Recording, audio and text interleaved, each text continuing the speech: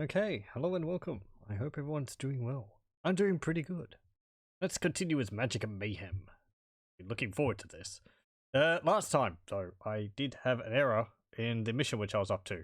A sound file wasn't playing. Actually, two sound files weren't playing. And I added an addendum to the last video about how to solve the problem. I think I'll go over it very briefly here at the beginning of this one, just in case. So the two sound files, which are played, which the game's trying to play, Pick View 1 and Pick View 2. If you go to Magic and Mayhem folder, Sounds folder, you'll find those both in the Sounds folder, so they're missing is not the problem. The problem is actually because in the sounds.ini file, if I can bring this up, let's see. Capture. There we go. In the sounds.ini file, all the way down here, in 8.12.8.13, there's Pick View 1 and Pick View 2.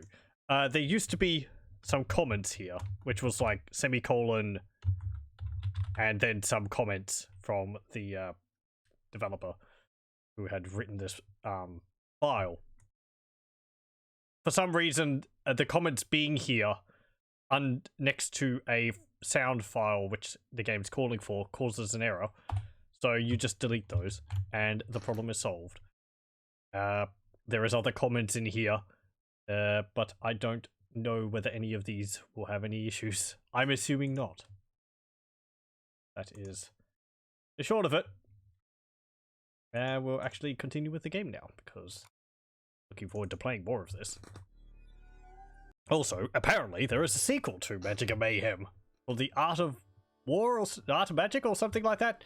That might have been the one which I played. I really can't remember. It's been so long since I played the demo of this game, the other sequel of this game, or it may still have been another game which just kind of looks similar to it.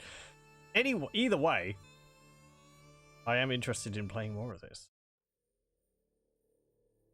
Let's see. So we had the choice of two places. The village of Joseph of Arimathea and Fiddler's Green.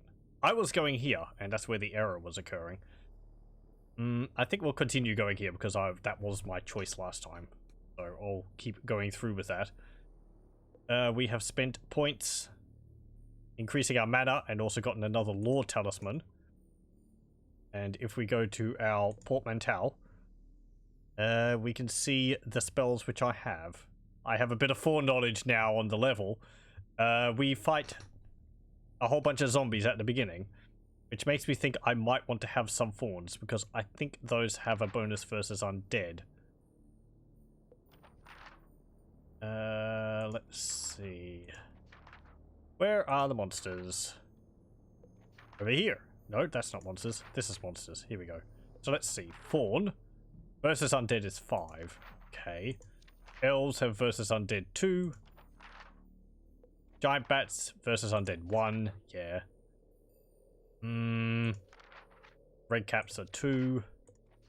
Skeletons are 14. Apparently undead are the best thing for the undead are the best thing for countering the undead. We also have a unicorn here, which we met one last time, but it wasn't a summon. It was a creature which actually talked to us.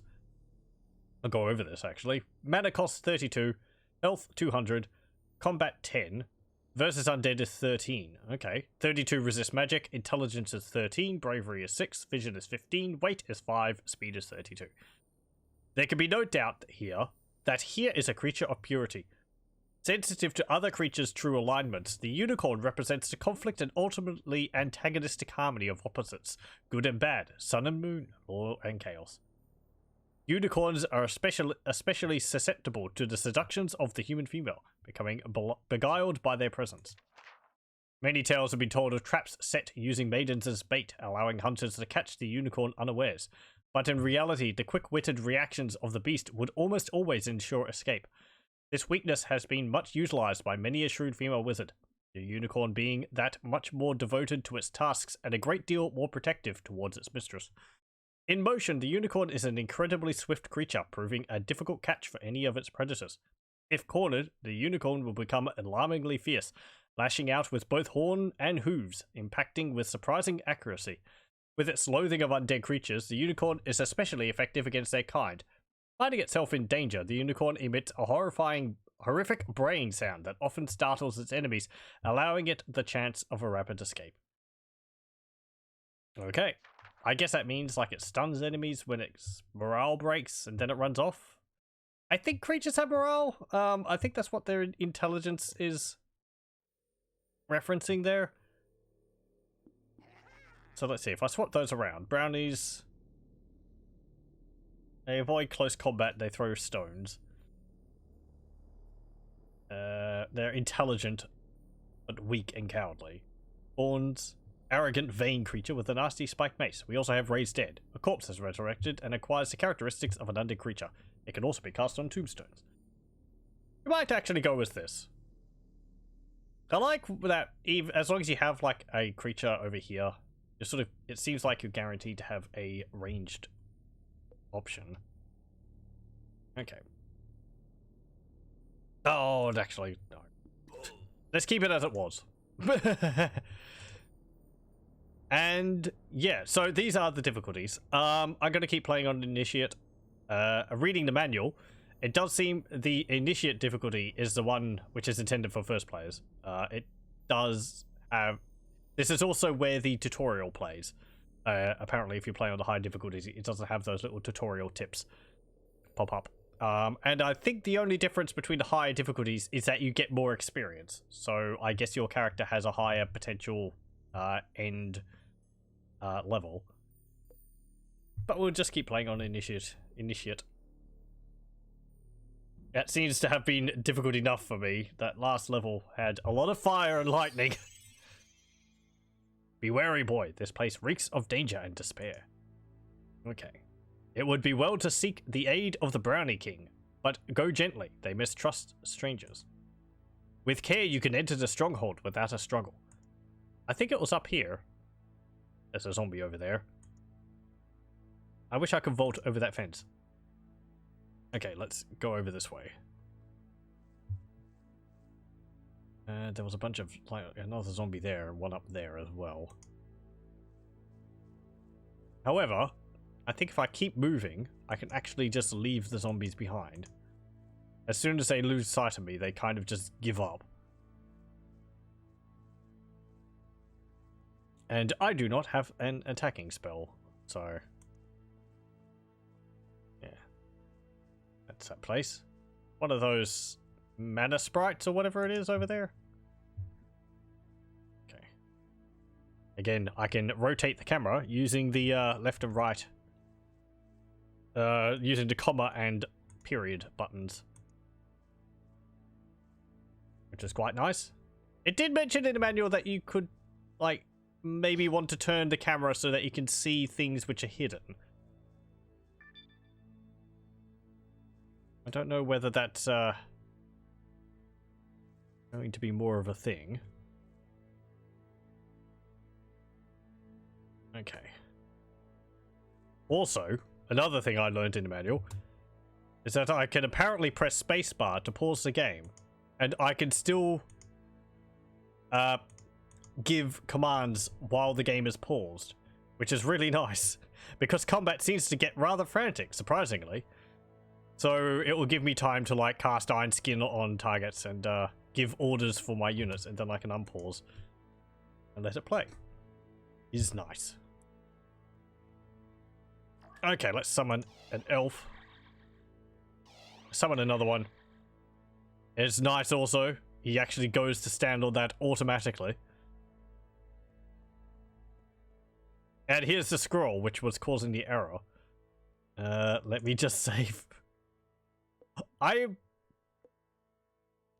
feel like the problem should be fixed. Yep. There we go. To offer a sacrifice, slay a creature on the altar, and the Grail Knights will revenge all transgressors. There we go. I guess that's the altar.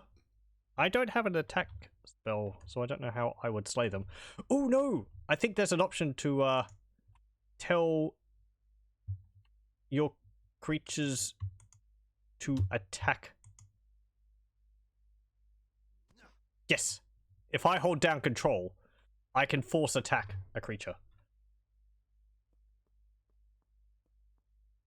So I could do that. I don't know whether they'll retaliate. He did attack me for attacking him, so maybe they won't. Okay, let's summon some more elves. And...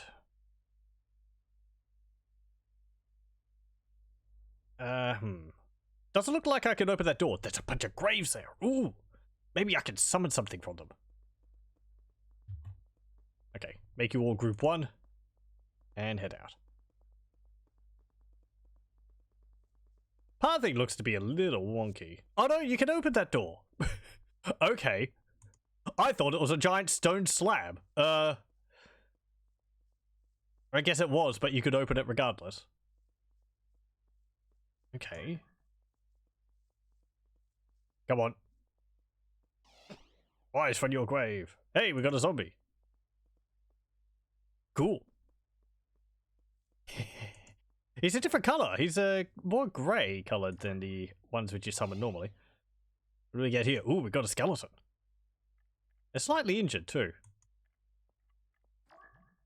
What about this one? A zombie. I like that the gravestones disappear. Apparently the creatures are stored in the gravestone. Is there anything around those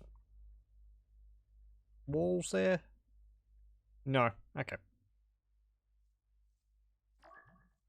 Let's summon another one. Another skeleton.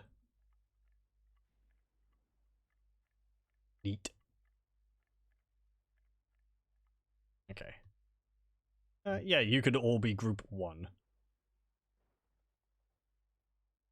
I can't get my creatures to pick that up. I have to have my mage pick that up. I can hear sounds. Ooh, it's lightning. Oh yeah, I think I read about that. In the Grimoire, it mentioned that there was a spell which caused storms over the entire map. That might be a mage causing that. You can't target where the lightning strikes. It just goes all over the place.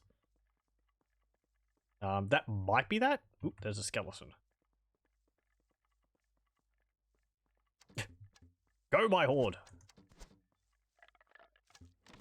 Oh, he killed my skeleton. Oh well, we got him. And... I don't think I have enough mana for that. No.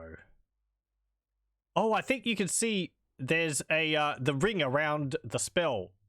Yeah, okay, the ring around the spell will fill up until you've actually got enough mana to cast the spell. That's nice. Cool. Okay. Go pick up that. There's some brownies there. Was that like a death thing? It was like a spectre with a scythe. I don't really want to attack you. No. It did say that we could maybe get in there without attacking them, and I prefer to do that rather than just slaughter all the brownies. If there is an option. I don't actually know whether we'll be able to have multiple solutions to things in this. Let's summon another elf. And move down here. Okay. Again, the fact that these maps wrap around themselves is kind of confusing. Because the maps are quite small too. At least so far.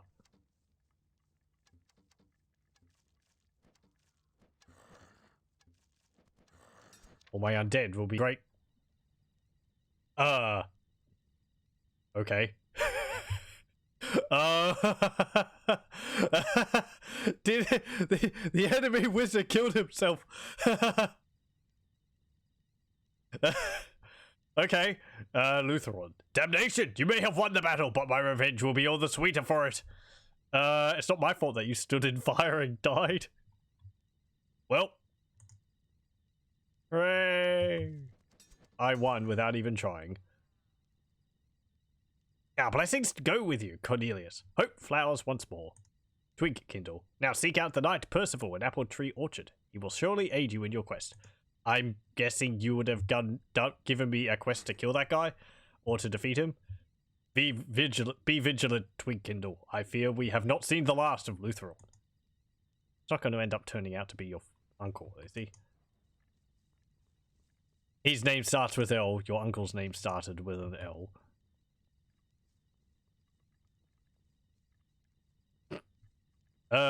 Did he drop something? Oh no, he dropped a portal. Again, I like that the terrain catches on fire. That's so cool. Is there anything in here? Nope. All the little details too. Like there's a little chair there and a bench, some cloth and a little bowl on it. Got all these like logs here leading up to the doors. You got the carved wood there.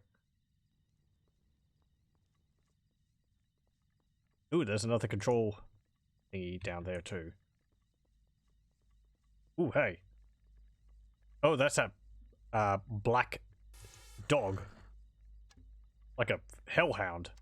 Did it paralyze my I think it paralyzed my zombie.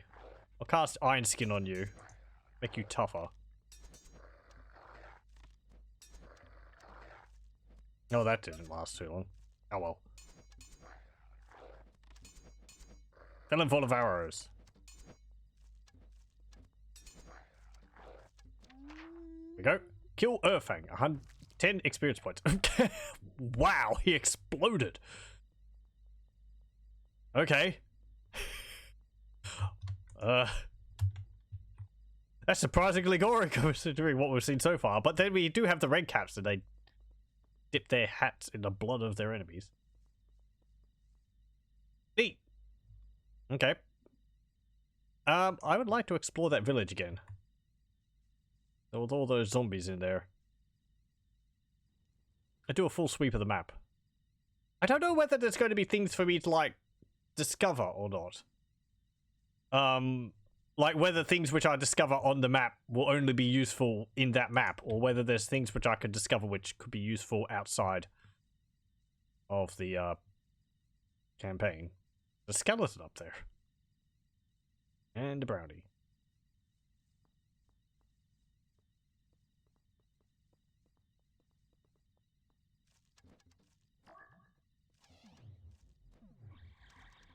Okay, I'll summon a bat. Bat's not really going to be much help against the zombie. Nah. There we go. Rise and serve me now. Yeah, I think the bats are more useful for scouts. Really fast. You know, I'll put you under 3. Run away. Ooh. You actually get slower when you're in melee range. Okay.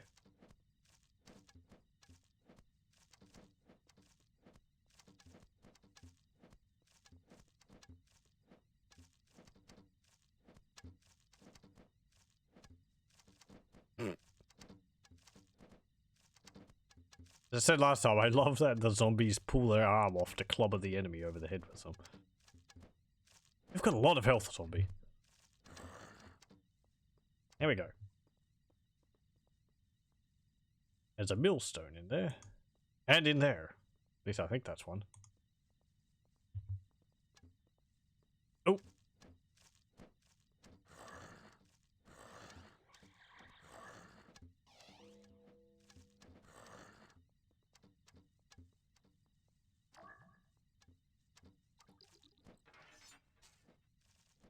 Run away. Ooh.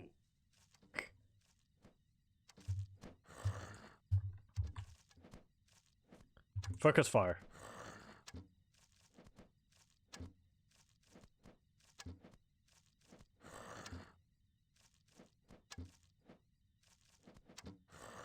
There we go. And on that one. I can resurrect that zombie. Or raise dead on the zombie. There we go. And on that one. Cool.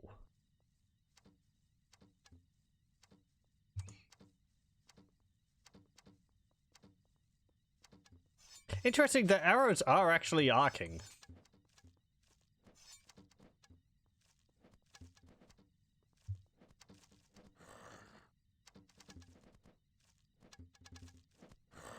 There we go.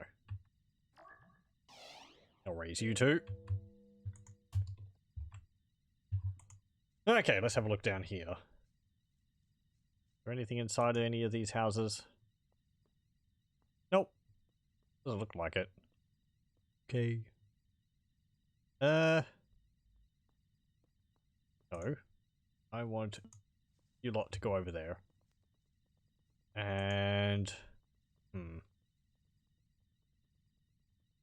So the brownie was, like, over there.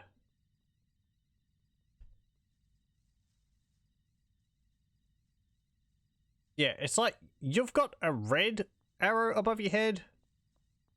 And I think they had a yellow arrow above their head. No, they've got a red one. Hold, I say, I would speak with your king. The wizard is no emissary. This wizard is no emissary of Lutheron. Oh, I hope this won't cause problems for the level. We're triggering the dialogue, which we should have had. Guards, cease fire. Let the stranger approach. Oh, well, I got points for that. 60 out of 80. Okay.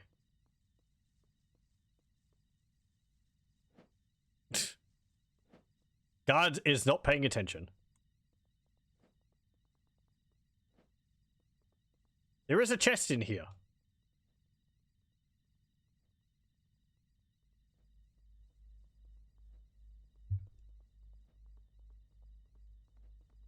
Oh, look, even the wood's burnt.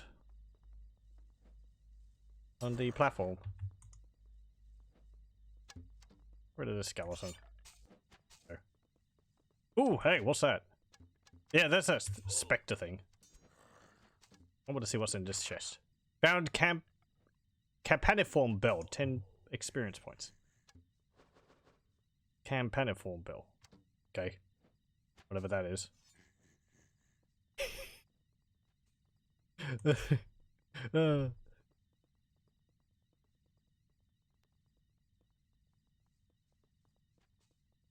Does the fence being destroyed mean that I can walk through it?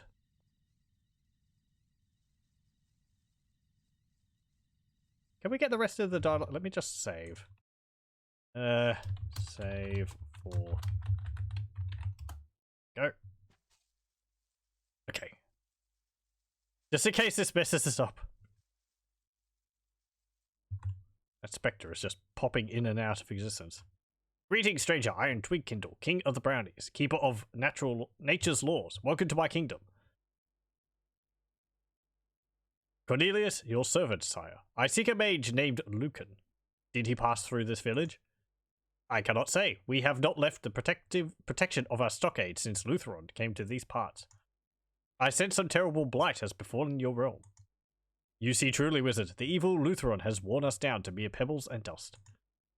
The villagers who once venerated life are now violated in death, raised from the dead to serve his hateful cause. I am afraid the night closes in. Yet you bring hope like the first rays of spring sunlight. Will you aid us, Cornelius? Evil cannot be endured. It must be faced and fought. This Lutheran will repent, I swear it, by his own blade. Our gratitude goes with you, but time is short. Lutheran will return soon. We will stand our ground, but you must explore the village. You may find a special artifact in the chest somewhere. Found it. Ah, I see that you have already found it. Use it to stop the undead in their tracks. Oh, cool, that's what it does. Twigkindle is a key ally. You must keep him alive, or our quest will be over. You can cast spells on allies. You can also see what Twigkindle's armies can see. Okay, cool. Yeah, get rid of that. Get rid of that spooky ghost thing. Our 3 zombies are making short work of him. There we go. Okay, So I guess that's what that does. Campaniform bell. It just paralyzes undead?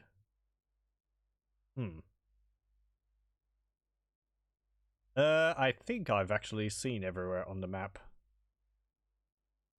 So I guess I will leave now. My work here is done.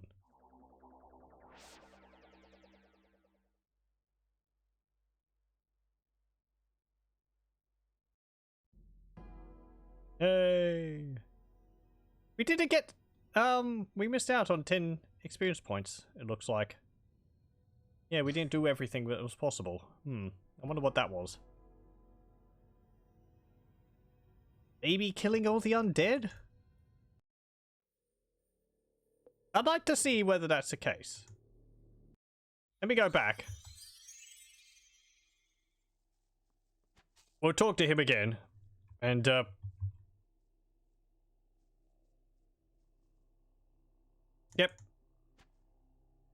Yep. Yep. Yep.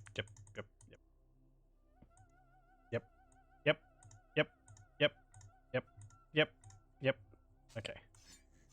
Now deal with him. Also, like I say, I didn't seem to have any problems with YouTube and the music, which is good, because I would rather not turn it off. It's really good. Okay. Head over here. Actually, you can summon a, elf on there. There we go. That guy's still aggressive. Save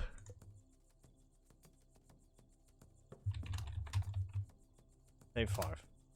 Let's, I'm wondering whether if I attack that brownie there, whether all of them will become aggressive to me. Because they're like, no, you killed our guard. Maybe I can't actually get up there. Well, we can shoot him.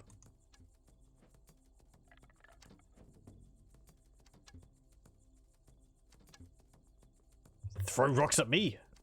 Fire arrows at you.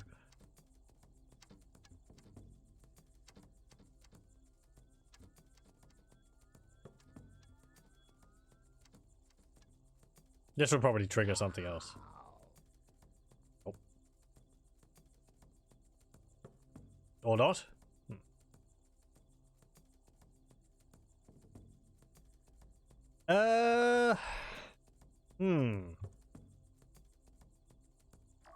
Summon a bat.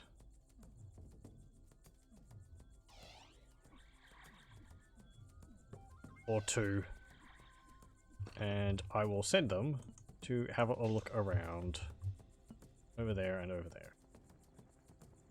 I think there's a way to, like, make the camera follow a target as well. Oh yes, you press T. Or track. And it will, track the unit.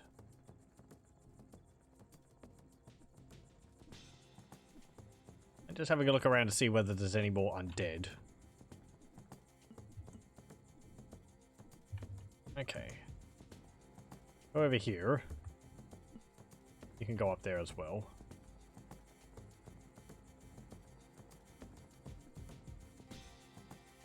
Interesting how the bats kind of seem to keep their altitude.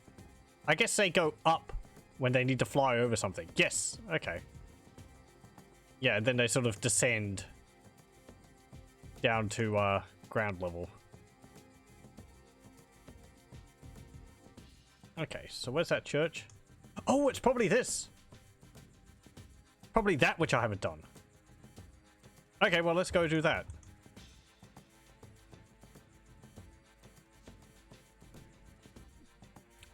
Sorry, bat. Go up onto the altar.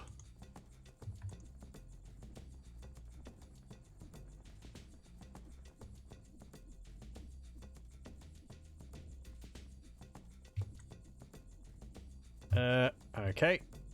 And attack. I hope a bat's alright. Summoned Grail Knights, 10 experience points. Hail, wizard! We are the enduring spirits of the once mighty Grail Knights. Whatever your quest will serve your cause. For the lady? To glory in the grave! Again. Cool. We've got a whole bunch of red skeletons.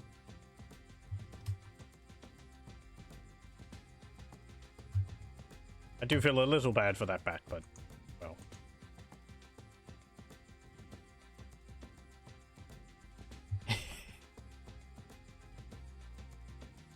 I really like the sort of stop motion that they did for this. Looks great. I really just like, I don't know, just sort of slightly jerky movements. It works really well for the skeletons and all that. Okay. So I think we've done everything here. Let's leave.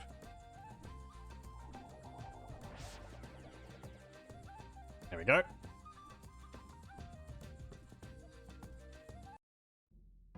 Okay. Yep, there we go. 100%. Okay, ooh, I can actually go over there still? Cool. So it's not an option. It's something I could do later. 6.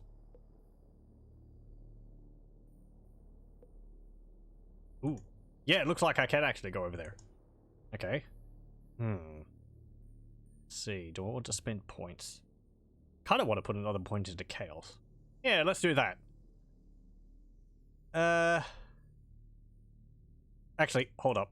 Hold up. Do I have any new items over here? No, I do not. So if I get another talisman, it will give me more flexibility, but I won't be able to fill them all up.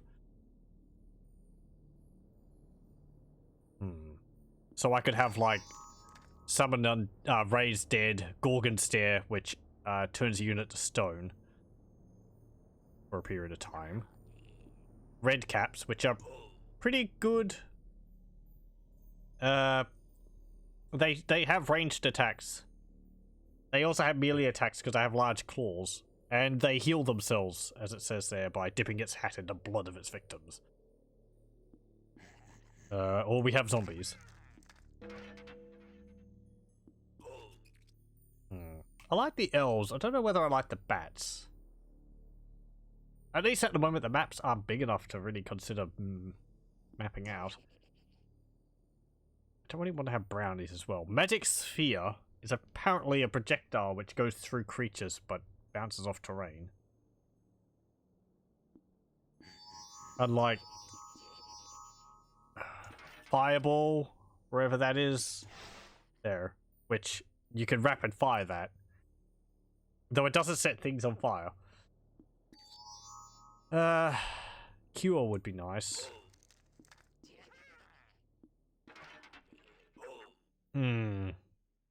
Cure, elf.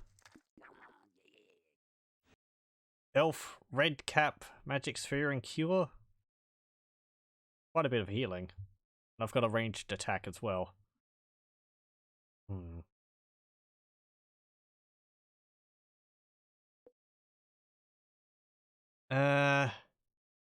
Also increase my control limit. Health, I don't know if I need to increase that so far. I haven't taken too much damage myself. Actually, no, I have.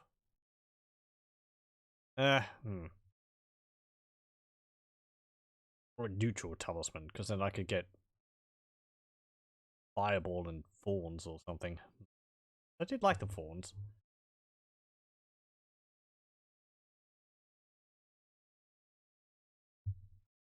Yeah. Each point of that increases my health by 20. That increases my mana by 5. And the cost goes up the higher it gets. So I could increase it by 15. I could also just save my points. Each point of that increases my control by 1. 15 seems to be alright for the moment, though. I'll just sit on my experience points for the moment. And, yeah, let's do this. Ooh, do I have anything else in my grimoire?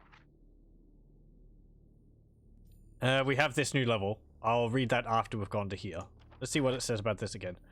The mythical village of Fiddler's Green was famed for its tavern, where the weary traveller could drink from a tankard of ale that never emptied, as long as the traveller had coin in his purse. It was established as a fishing port, and it is from here where the village's reputation grew. Not surprisingly, the Baron wizard appointed to this region has set up home in the tavern itself, taking advantage not only of the endless supply of ale, but also capitalizing on the mystical nature of the location. Yorick, as he is known, has discovered that he is quite secure in this locale. Talk of strange creatures wandering around the village have driven away most folk. Okay.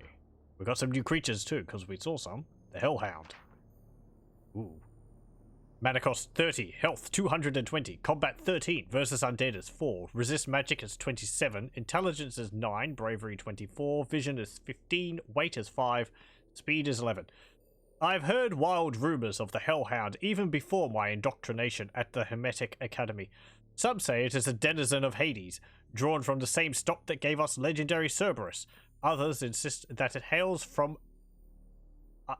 Erie, where shadowy black dogs have haunted the land for centuries, occupying some unknown niche between the physical world and the spirit plane.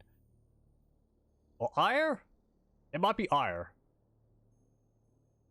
Erie? I don't know. I think that's getting into Gaelic. And I have no knowledge of how to pronounce things like that. Erie, I'm going to say. I have always been an admirer of dogs, loyal to the last, serving man in a comfortable, mutually beneficial alliance. If the Hellhound proves as faithful, what an ally he would be. But what of tales I have heard describing the ferocity of these beasts, of torn and tattered limbs left in its wake, of its unending appetite for conflict? The Hellhound's approach is barely detectable, silent, with no scent to betray its presence. It moves with steady strides, head hung low as if troubled by a great burden. The creature possesses the mysterious power of hypnosis that can paralyze creatures with an unnatural sense of dread, locked in its gaze until either the dog is distracted or the attacks commence. Striking with tooth and claw, each blow has the potential to inflict grisly injury. The Hellhound is resilient, withdrawing from combat only on the rarest of occasions. Instinctually aware of its surroundings and any possible dangers that may be present, the Hellhound hates law and fears power. When slain, its body erupts in final carnage, taking any in the vicinity with it, maybe to whence it came, leaving no corpse. Okay, and we've got the Wraith. Mana cost 34, health 75, combat 7 versus undead 7, resist magic 34, intelligence 12, bravery 15, vision 15, weight 1, speed 7. Encounter a Wraith, and you will know that you are in a region rife with chaos. These eerie spectral forms are invisible at anything but close range, lurking on the periphery of life's vision. It is possible to completely surrounded by these ethereal creatures, only seeing them as they attack from barely an arm's length away. The Wraith appears to gain strength by night, but perhaps this is solely because our fears are more prevalent and our imaginations work to our disadvantage. Armed with a scythe, the Wraith is a relentless opponent, reaping without remorse. Displaying a high degree of intelligence and keen sense, this being silently singles out its foe for bloodshed. Unchanging and oblivious to whether it is on its own or in a group, its unquestioning loyalty and strength makes the Wraith the ultimate guard for wizards, strong in the powers of necromancy. The Wraith's magical aura makes it resilient to control spells from enemy wizards. When slain, a Wraith simply vanishes without trace, hopefully to whence it came. It would be too much for the mortal mind to support the idea that this blood-curdling being cannot be destroyed, but is eternally with us, waiting in every unlit corner for the instant we lower our guard. For it has all the time in the world. This dialogue is very floral. I approve. It fits the theme of the game. It's giving my mouth a heck of a workout though. Okay, did we see any new spells there? Storm, that was the one which I mentioned. What about items? Yes, we found this. Capaniform Bell. The Capaniform Bell is a classically shaped handheld bell constructed of brass. When rung, it releases a special energy, Principa Metallica, which is carried along on sound waves. It is common knowledge to alchemists and magic users alike that this energy temporarily stuns all forms of undead. Okay. Is that like the bell which you'd use in, like, summoning spells or something? I remember in Hugo 3, you had to have a bell, a book, and something else. And I feel like those are like classic elements of like summoning spirits. Battle actually looked like that as well. Okay. Yeah, let's go over here.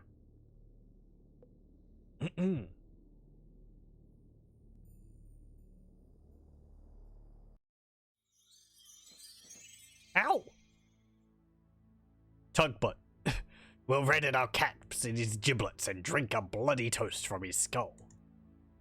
Don't let him get to the tavern, brothers. Stand aside, or I'll send you your black and midnight soul screaming to the netherworld.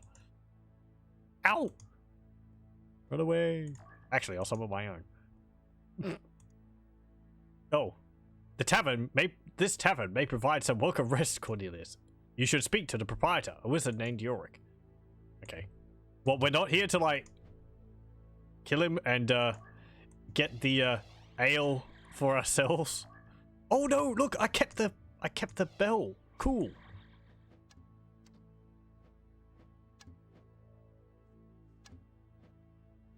Get rid of these dudes first. Oh.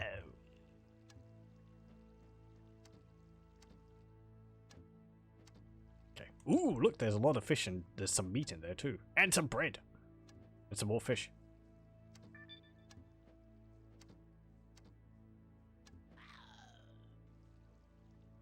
Okay. Let's go pick that up. I could actually get some of my creatures to pick it up. If they pick it up when they're low on health, they will actually eat it themselves.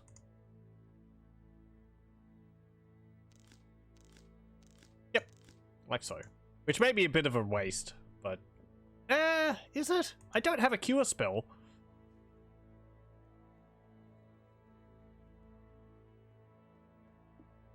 Oh no, I don't have a cure spell, he says.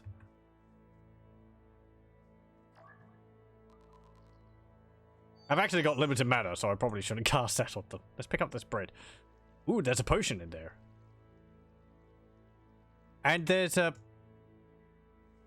I'm guessing it's a statue of a fawn.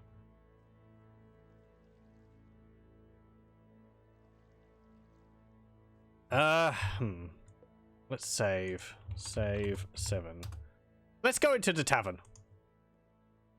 Before I explore further. I don't want to get things out of order.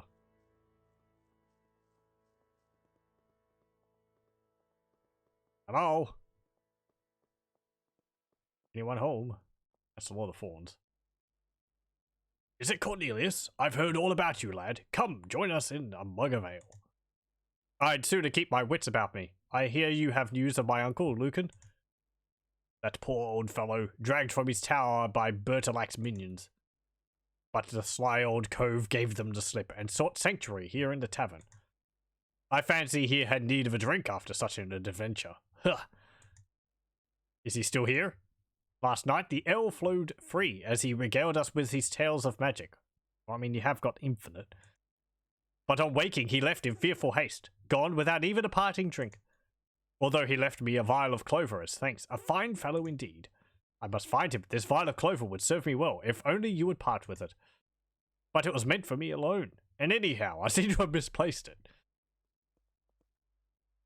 But no hard feelings, eh? Here, take this shrink's pipe instead. Their music soothes the most savage of beasts. Yeah, thanks. Yay! You got me some pan pipes.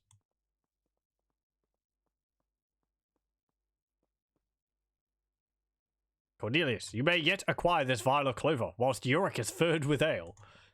I have heard that it is hidden in a chest within a village that knows no thirst.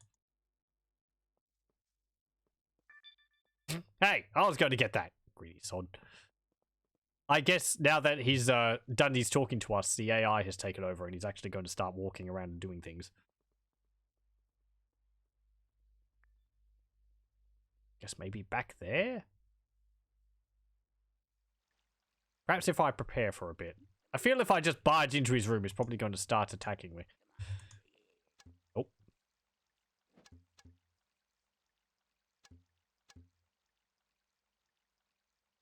The magic item is hidden in a chest over here. Oh, thanks. You must make the journey yourself, Cornelius. Only wizards can open chests. Okay. Only I know how to open a box.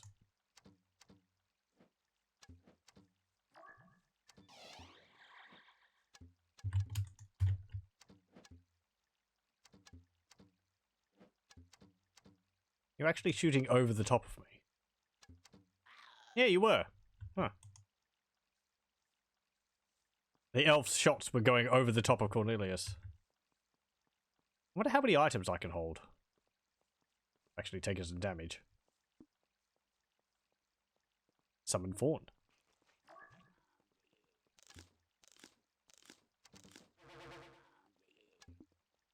What's that? Wine.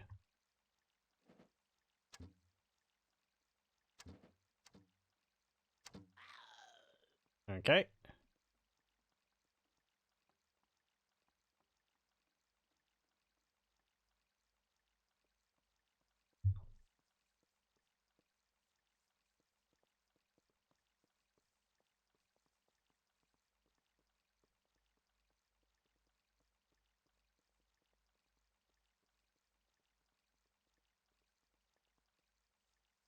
Go and deal with that red cap.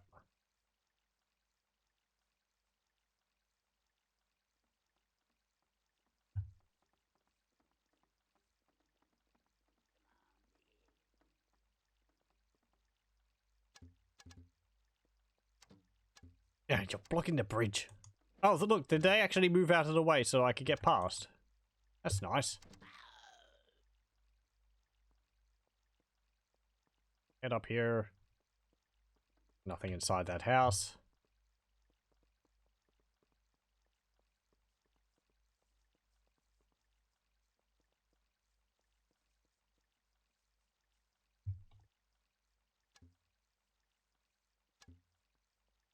Wash basin. Wash basin.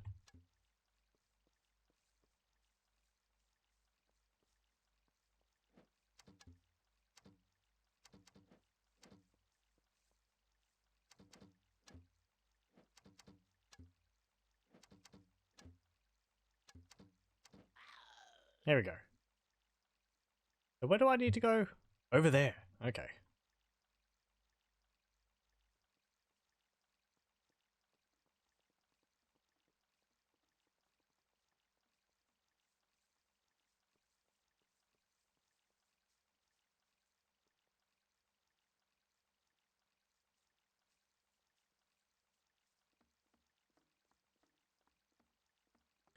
There's another statue of a zombie. Hey! No throwing rocks. Ow!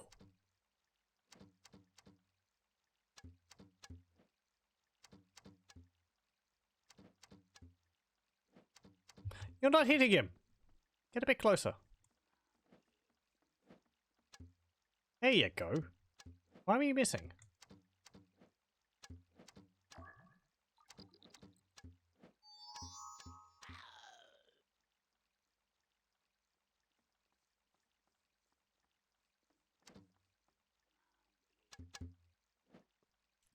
I don't really know what that halo above their head means.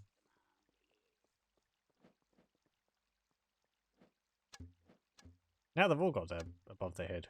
Except for my red cap.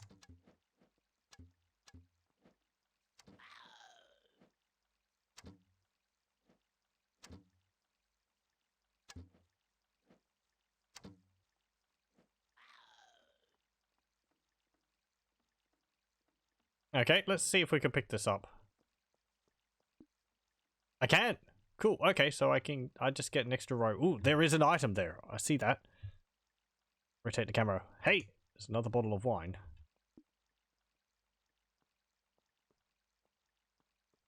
Kinda wish I could read the grimoire during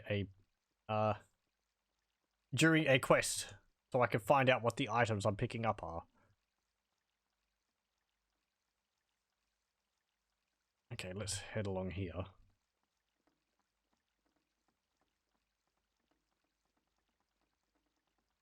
There's another chest there.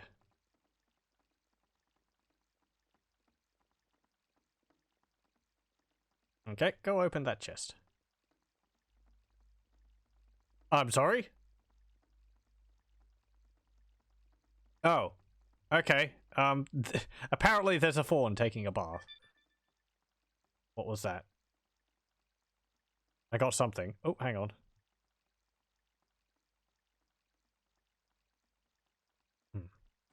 I'm not sure. Maybe I can't pick it up. Ugh. Apparently we're perfectly fine just eating raw fish. Yeah, he just walked into the river. Oh yeah, that was something, didn't it? Wasn't it? It mentioned about skeletons that they will walk into the water, but if they get fully submerged, they will just drown or get dispelled. There we go. My violet clover! Stolen! Young rogue, I'll teach you some manners. Uh-oh.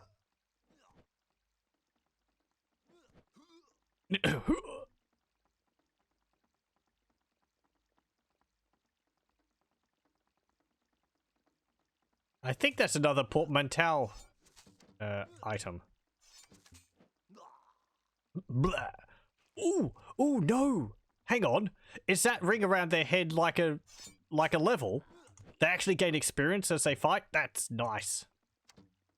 I like it when the games do that.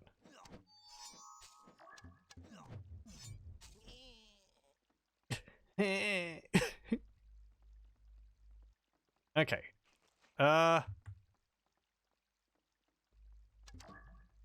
We'll hold here for a moment. Though we're going to be fighting. Looks like you're shooting faster as well. Hello, welcome, Wex. Magic and Mayhem? What is this 2-for-1 special? Can't just have magic. Have to have the Mayhem as well. Okay. I'm getting mana now. There's another one of those over there. And there's one over there. Okay. If I go for that one next. Yeah, I think that will work well. I hope everything's going well with you. Let's see. What do you want in group 1? Gonna have to go around. There's no bridge over this way. Okay. At least that should be easy to defend.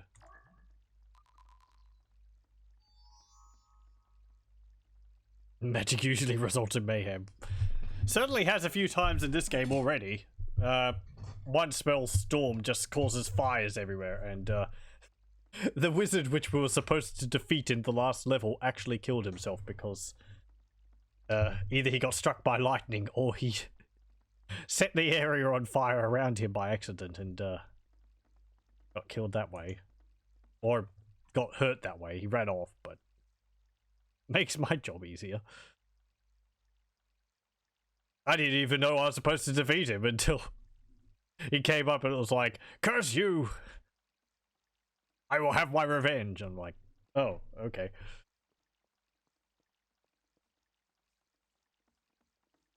Ooh, hey, there's the enemy mage. Ooh, he's casting spells. Ooh, ooh, wow. No! He made my dude explode. That's not good. Okay. Wait. Take cover. Where is it? There it is.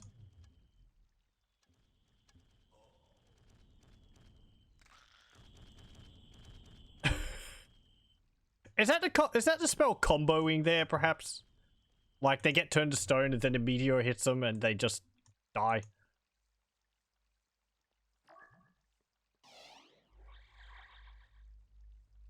Okay, now we have 2 of these. I'm guessing if I take one, it will starve the enemy mage of mana as well. Hey, stop that.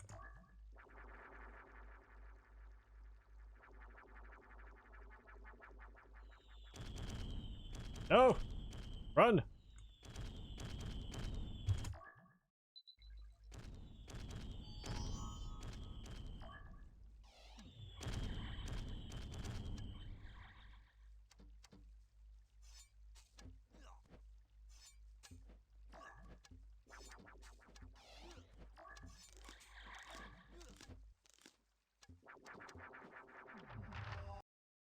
Here we go.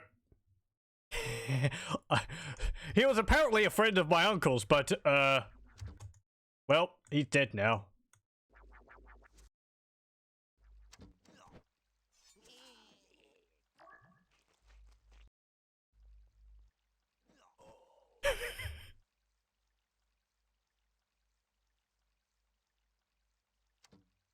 I'm still not used to, like, how fast combat can be in this game. A lot happens in a very short amount of time, considering how slow everything else in it is. It's like swapping things up quite quickly. Okay. No, I don't want you to attack it. I want you to stand on it. Here we go. I guess since he's defeated, let's go and explore his tavern. Which is going to be in need of a new owner.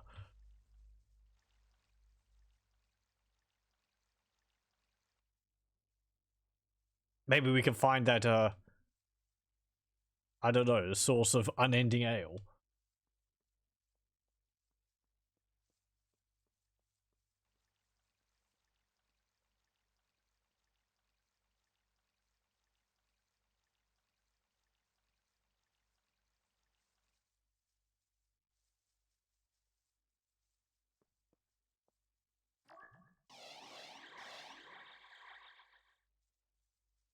Oh yeah, look how nice fast my mana generation is now.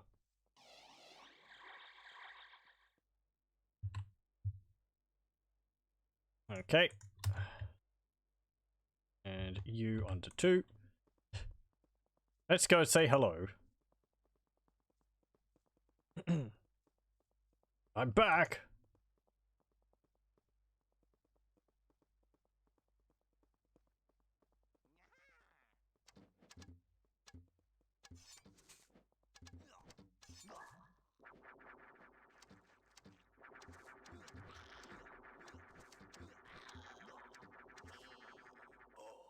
Oops.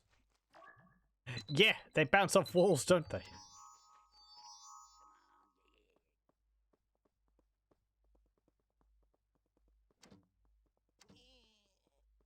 There we go.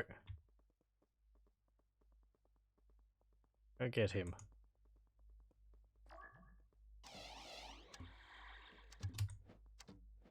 Ooh, there's a whole bunch of stuff in there.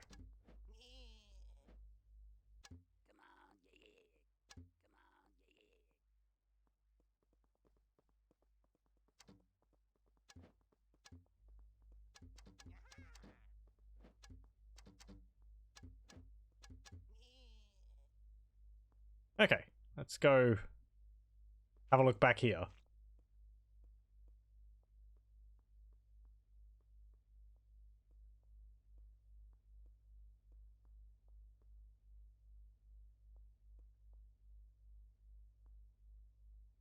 Can I open the gate, please?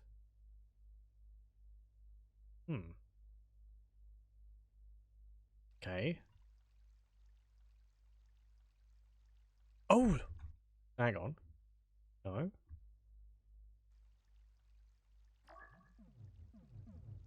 I can't see in there. Can you open it?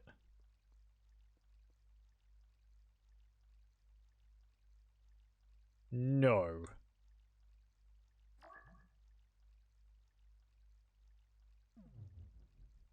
Okay. Maybe if I have you go over here, I can see in the window and summon someone in there. He didn't drop a key or something, did he? Nope. I thought for a moment there might have been a little passage over there, but turns out there's not. Yeah, because there's... Yeah, there's a window. So maybe I can summon a creature in through the window.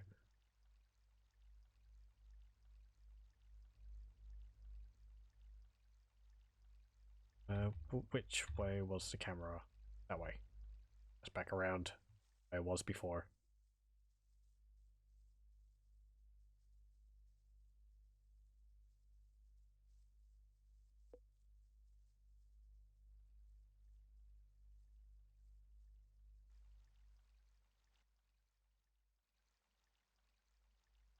A little bit of the map I haven't explored there. Those houses I don't think I've seen in.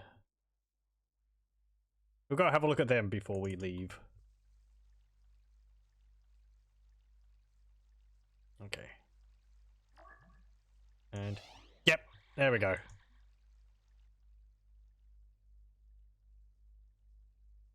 Yes, give me all the steaks and wine and bread. Hang on. Oh, you can't pick up wine bottles? Can you open it from the inside? Maybe the door's only locked on the outside. You can open it. Nope. Okay.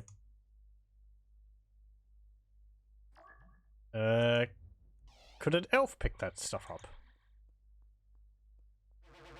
Looks like you can. Oh, you can pick them up. It was just being finicky. Okay.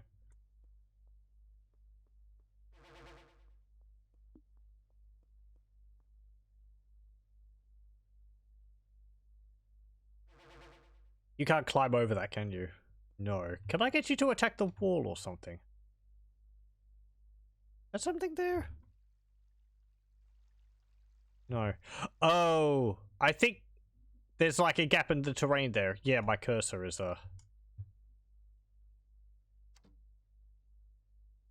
sort of leaving trails there.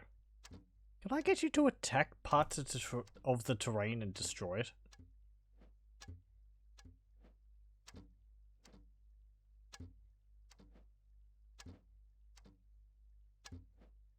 Doesn't really look like it. Though it's neat that I can tell you to attack a spot. Okay, let's go over here. And we'll have a look at these last two houses, and then we'll go through the portal.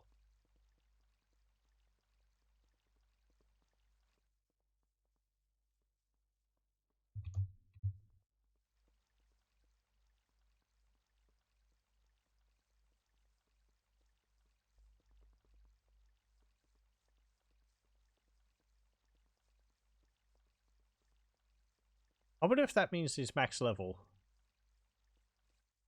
I guess so. Unless he can get a fancier crown. Oh, hello.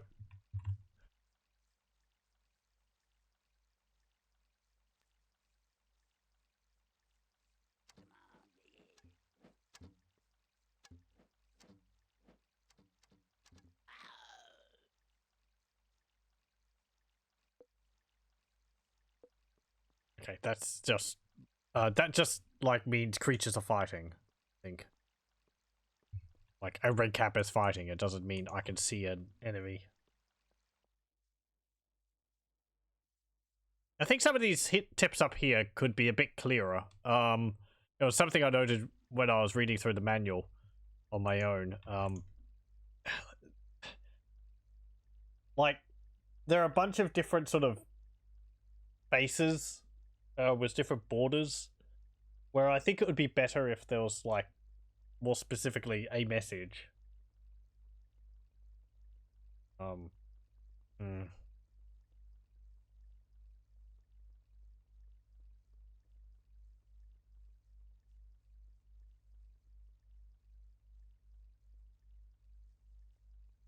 Okay, let's see. Did I? No, don't load. Want you to save. Yep. There we go. Okay. I think I've gone around everywhere on this map.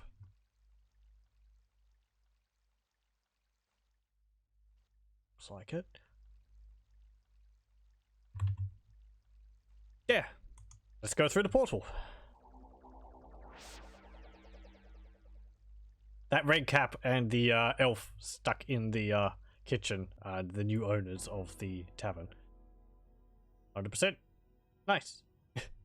60 for killing Yorick. Even though it was perfectly friendly with us to begin with. Okay. I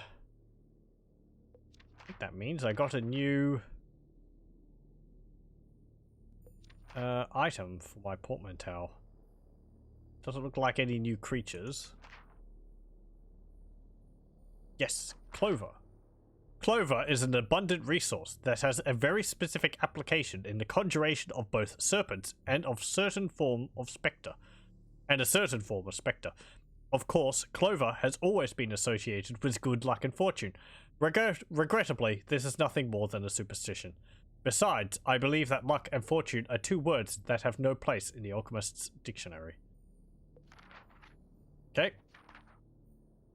Let's see.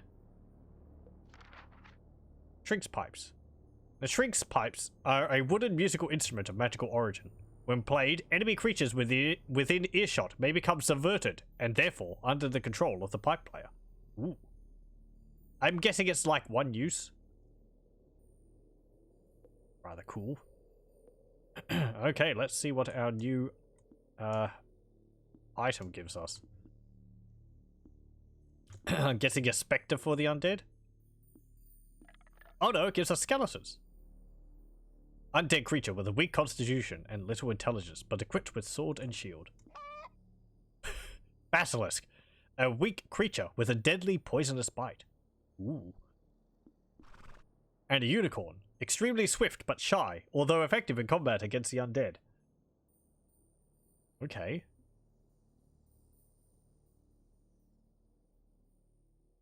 I think I'm gonna have to spend a point to get another talisman. So we can summon zombies and skeletons, and also get raised dead. Let's see, what are all the things we can get? You can actually see them up here. That's raised dead, zombie, Gorgon's and it lists it underneath them as well. Red cap and skeleton. Fireball, fawn, magic sphere, bat, and basilisk. Cure, elf, iron skin, brownie, and unicorn. Okay. I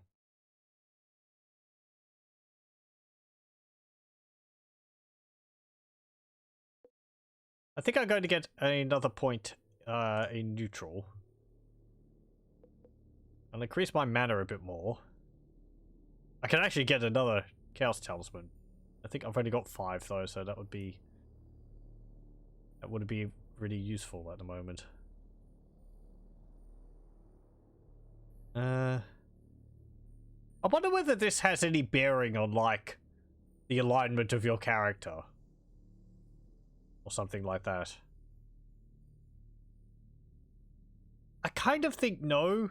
I don't know whether this game would have multiple paths or something in it.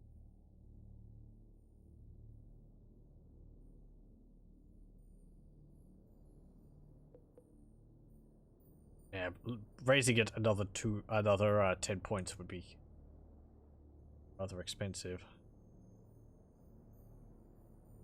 Let's put that up to 95. And we'll get a neutral talisman. Because I want to see that basilisk. And we'll get...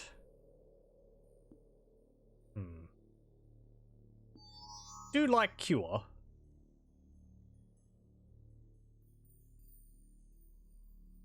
And we'll get... fawns.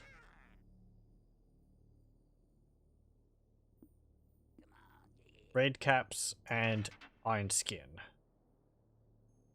Oh. Okay.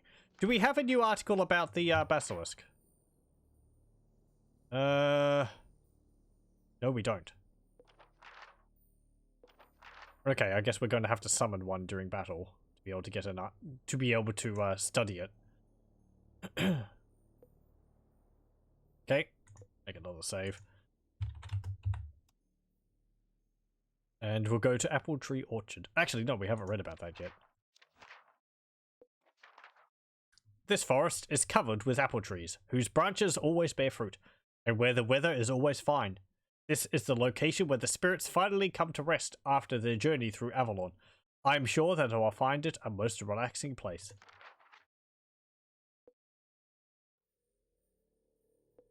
Okay then.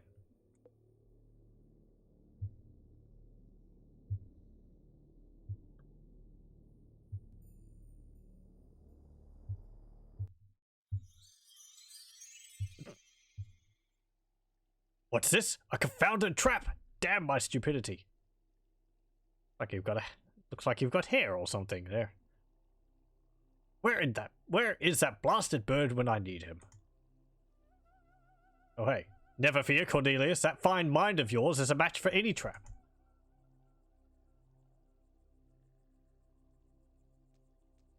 I'm stuck in water. Help. Yeah, it looks like you've got... like hair. Okay. I'm on a basilisk.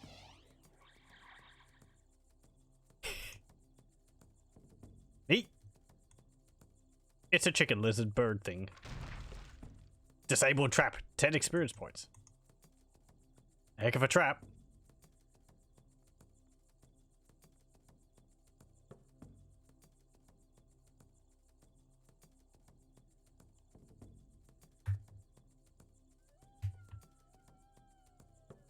Okay.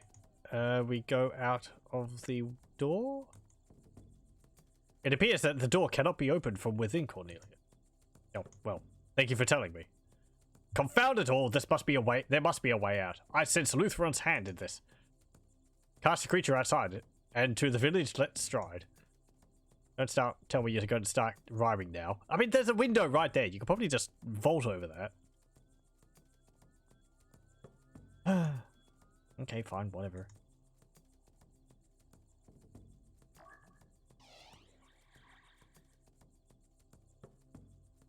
Oop. Cornelius will free you, Sir Knight. Await his servant's aid. A voice from a bird. Has my weakness and solitude made me delirious? Percival. Okay.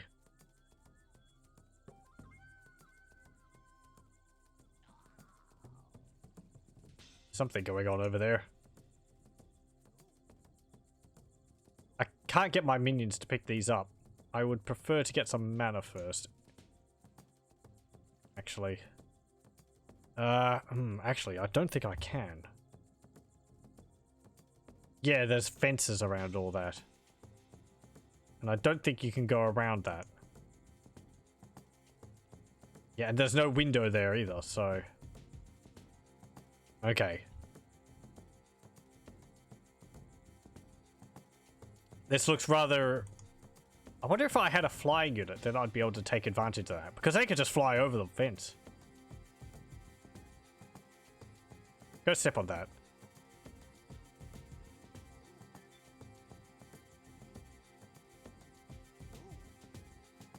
There's some bread in there too.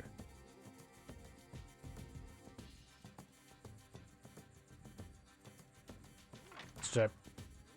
Read Percival. Free at last! The voice was real! I must find my liberator. I must repay his kindness. And off he goes. Let's go pick up this bread.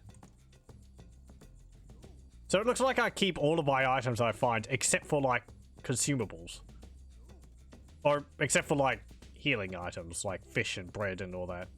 I guess I eat it along the way. Stand on that. No one's occupying it. And that will give me more mana. There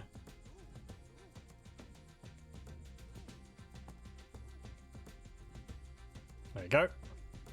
Your job is to stand there now.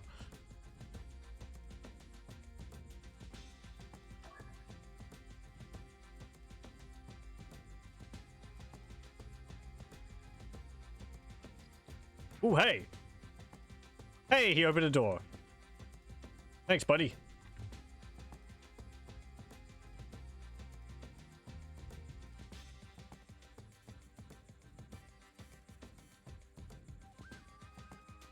Is it Percival? None other. I owe you a debt of gratitude for freeing me from Lutheran. I have crossed paths with him before. United, we could banish him to the pit he crawled from. Lutheran is nearby and gaining power as we speak, but my spells are few and none for summoning beasts. Then clear me a path to the places of power, and the mana sprites are yours. The plan is set. I will relish the fight. Okay, I don't actually gain control of him. You can drop artifacts by right-clicking on them. If you drop food or mana sprites near an ally, they will pick them up and use them. Let's make a save. You gonna follow me? Ooh. There's a basilisk on there.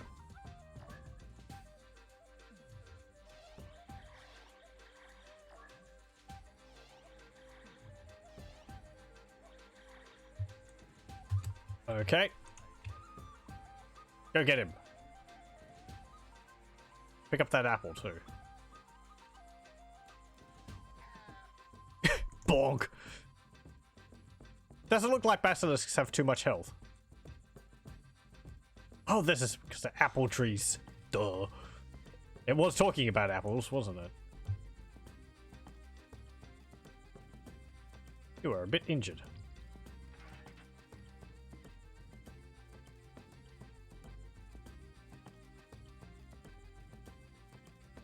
Go back over here.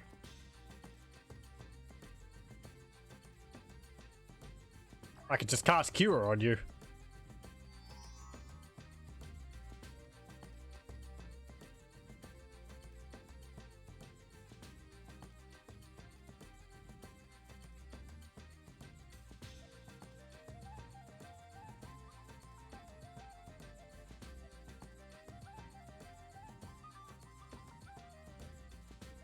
Okay, let's go out here.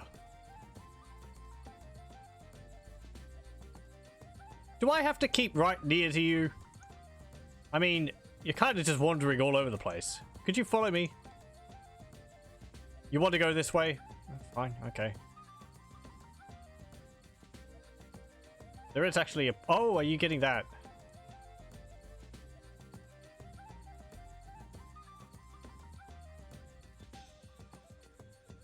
Basilisk is actually pretty fast.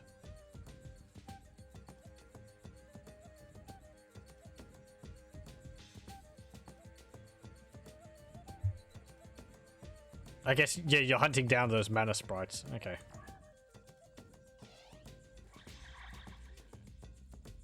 Is there something in there? Ooh, there is.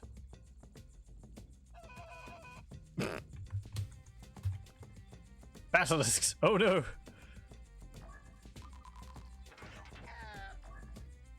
Wow, you just bonked him on the head and killed him in one shot. I can see it did poison you. It looks like Cure actually gets rid of poison. Bonk.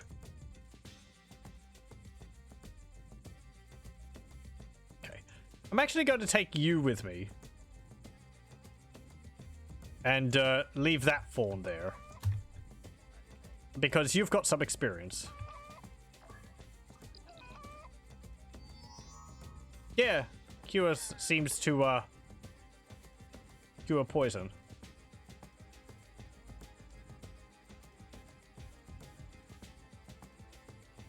A bunch of vines across there. And there. Oh, another basilisk.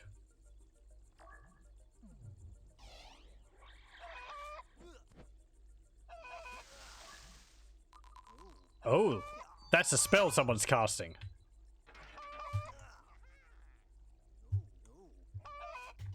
Nope, here it comes. Ow!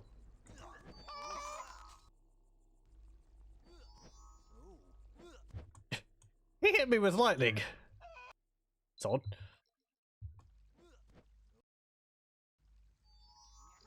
And he set the ground on fire there. Okay.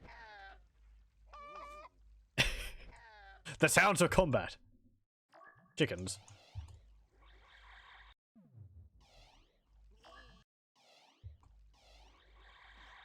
Go.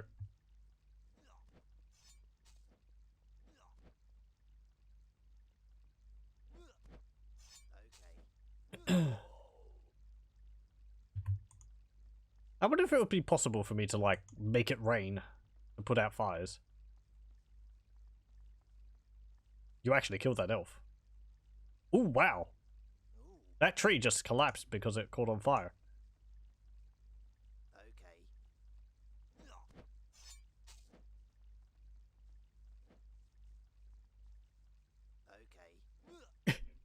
It's not what I'd expect a fawn to sound like.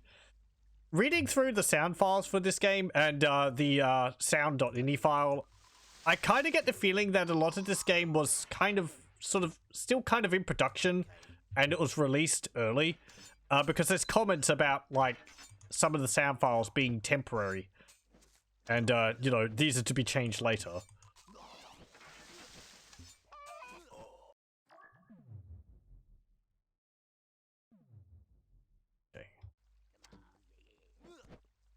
Hello, welcome, Griffin. This looks very familiar. Maybe. I played a demo of this years and years ago, and through vague memories, I was able to ask some people about it and point me in the direction, so I'm glad to be finally playing the full version of it. It might also look familiar because this game is actually designed by Julian Gollop, the person who is behind the X-Com series. So it's got the same sort of grid-based layout for the levels. It's apparently a continuation of an idea he had for a game on the ZX Spectrum, I think called Chaos. The exe file of this game is actually called Chaos, rather than Magic and Mayhem. So perhaps the name of the game was actually changed sometime during development. Ooh.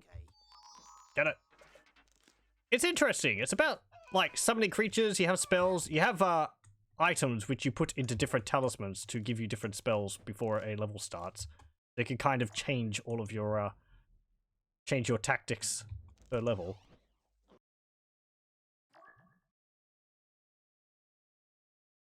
Let's see. Also, the music is really nice in it, but it doesn't play too often. There we go. Get him!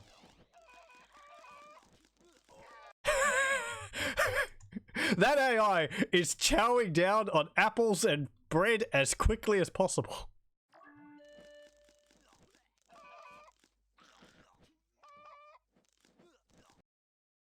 How are you? You're slightly injured.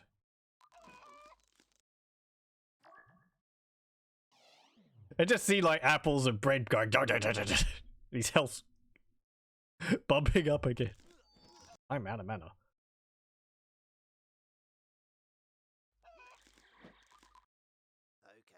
There we go. Specifically, the health and mana bar reminds you of Magic magazine reviews. Prostrat summoning an army of chickens. I'm gonna have to read the entry for the basilisks. It seems like they poison enemies over time, which is useful, but they don't have much health themselves. Yeah, visually, like, the UI down here, from what I've seen, there is a sequel to this game, and the UI is exactly the same. The sequel is actually 3D, whereas this one's all rather nice 2D artwork, and all the characters are actually done with stop motion. Turned into sprites. There's actually some cinematics in the game, and they're done with stop motion too.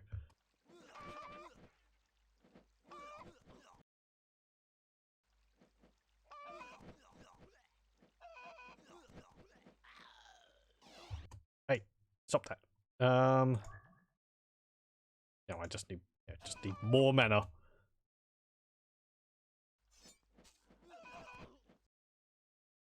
So Percival, could you help me a bit more? It looks like also they've got limited charges. There's a chunk there, so maybe I have like 3 charges of this before it's used up completely. Pity the first cast of it didn't actually do anything. Oop. Hey, with my dying breath, I curse you and your family, Cornelius.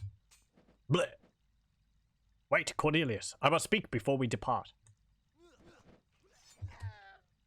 What glory, Cornelius! The valiant prevail. With Lutheran defeated, my quest must continue. My path home is forever barred unless my uncle can be found. Could he be the old man that shared my cell for a time, complaining of a throbbing skull? That would be him, but where is he now? Alas, my friend, I fear the worst. He was taken to the dungeons of Joyous Guard just this morning. Sounds like a wonderful place. Then I fear I am doomed. I will never see him or my home again.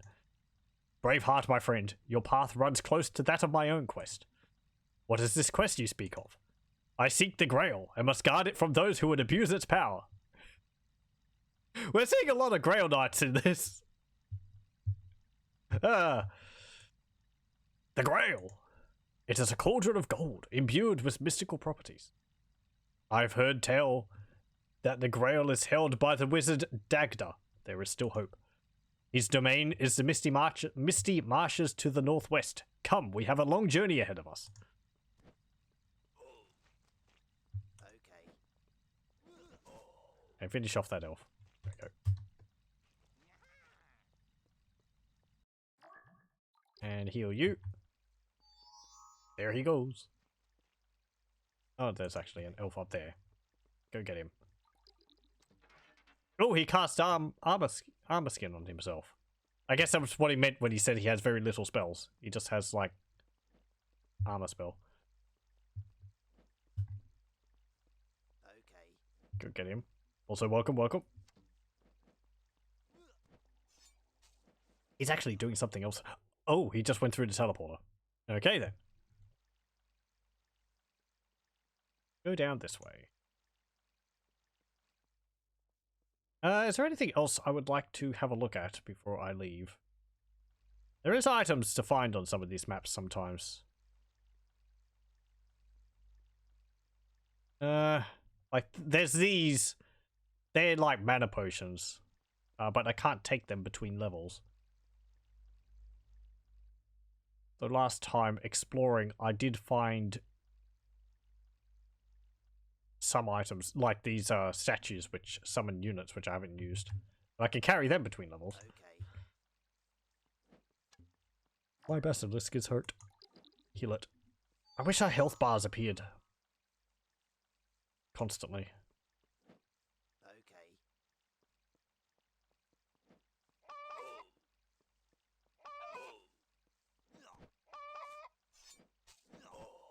There we go. Do I slowly recharge mana? Summons permanent. I only recharge mana if I hold some of these. I forget what they're called. They're like mana fonts or something like that.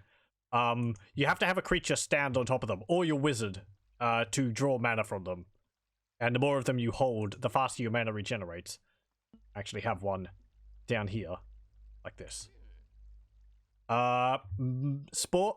Summons, I believe, are permanent. For the level, at least. You can see down here, I have 11 out of 15. So I can summon a maximum of 15 creatures. I can actually increase this number by spending experience points I gain by completing objectives in a level. Though I've been putting most of it into how much max mana I have. So that things are a bit easier when I don't have one of these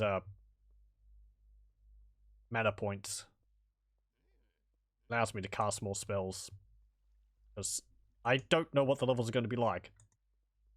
Like the beginning of this one, I didn't actually have access to it. I was stuck in here, so I had to summon a creature out here and get him to free the knight, and then the knight let me out. There are other spells you can get also. I have Iron Skin here, which increases the defense of a unit I cast it on temporarily. And there's also Cure, which heals a unit. Also, it seems to cure poison. There's also other spells I can get as well. I'll go over them when we finish the level. No! No, you killed him! Ah. Ugh. Blech. Okay.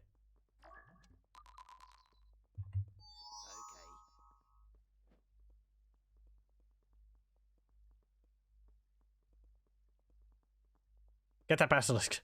It's running away.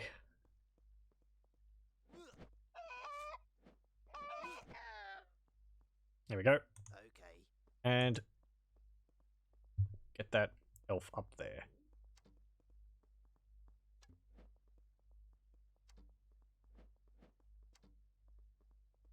It's kind of an interesting mix between a strategy game and an RPG.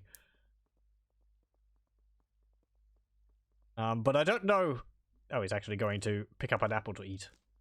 Yeah, the creatures have AI of their own. They'll actually go around and do things. Apparently, if their health gets low, depending on their intelligence or bravery, they'll like run away or choose to fight. And if their health is low and I tell them to go pick up an item, they'll actually heal themselves. But if their health is full and I tell them to pick up an item, they'll pick it up and it will go to my mage.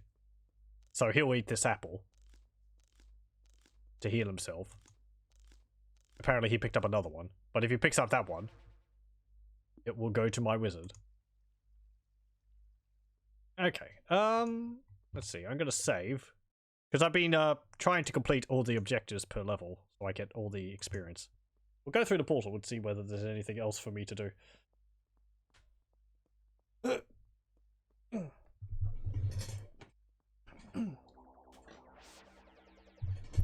There we go.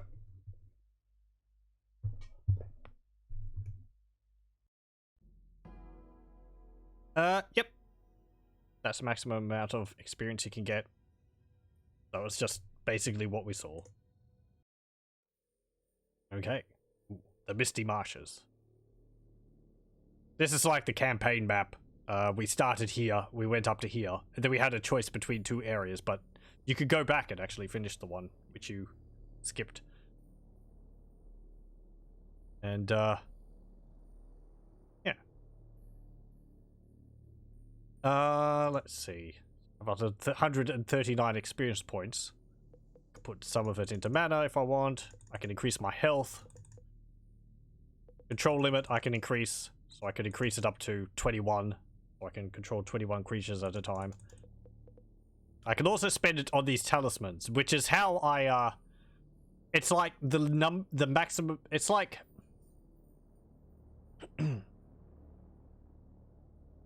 how many talismans I have is the maximum number of spells I can have during a level.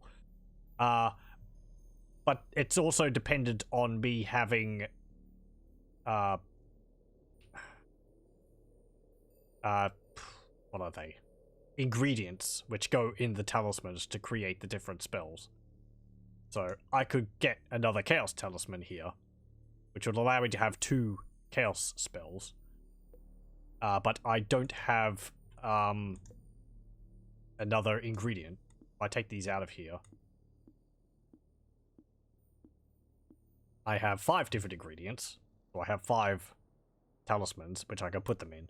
And I can mix and match these depending on which of the talismans I put it in. So Holly here, if I put it in chaos, I get a zombie. If I put it in here, I get a fawn. If I put it in here, I get an elf. Same with all of these. So Tinkle, yeah. I get Gorgon Stare, which turns a creature to stone. I get Magic Sphere, which goes through creatures but bounces off terrain. It's a magic projectile. And Iron Skin, which is what I had before. If I put it in lore. Brimstone gives Raised Dead, Fireball, and Cure. Clover gives Skeleton, Basilisk, and Unicorn. And Mandrake gives Red Cap, Bat, and Brownie. So it's interesting, you can like just mess around and try different combinations of things. Oh, it doesn't really change it, but yeah. So I could have skeletons, bats, and elves with Cure and Magic Sphere. I could have unicorns and Raised Dead.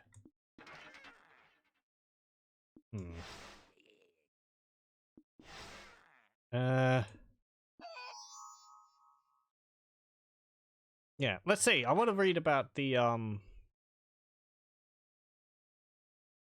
new area. Misty Marshes. The Misty Marshes are barren swampland, lined at the edges with lifeless trees and rotting vegetation. There are numerous swamp dwellings raised out of the bog on wooden stilts, joined by precarious wooden pathways. Beyond the Misty Marshes are the mountain ranges that lie in the far northern reaches of Avalon. These marshes are home to the sorcerer Twisted, Home to a sorcerer twisted by the influence of chaos and a primary force behind the events that led to the realm of Avalon being plunged into darkness. Known as Dagda, this sorceress is said to have at one time been the king of a bloodthirsty people, the Tuatha, the Denan. He is rumored to have enticed Lord Bertilac, the present ruler of Avalon, to this realm. Together they conquered Avalon then, with the help of foreign mercenaries, successfully conquered the realm. Together they conquered Avalon, then, with the help of foreign mercenaries, successfully conquered the realm. Dagda is rumored to be the guardian of a golden cauldron, a magical artifact with unknown magical properties. Fiddler's Green, if you remember correctly, that was used in a silly zombie game that is kind of meant to be a prequel for Romeo's Land of the Dead movie. Okay. I think a lot of this is based off, like, English or Gaelic mythology. I'm really not too sure. It feels like that. And I think there's other areas later on based off other mythologies.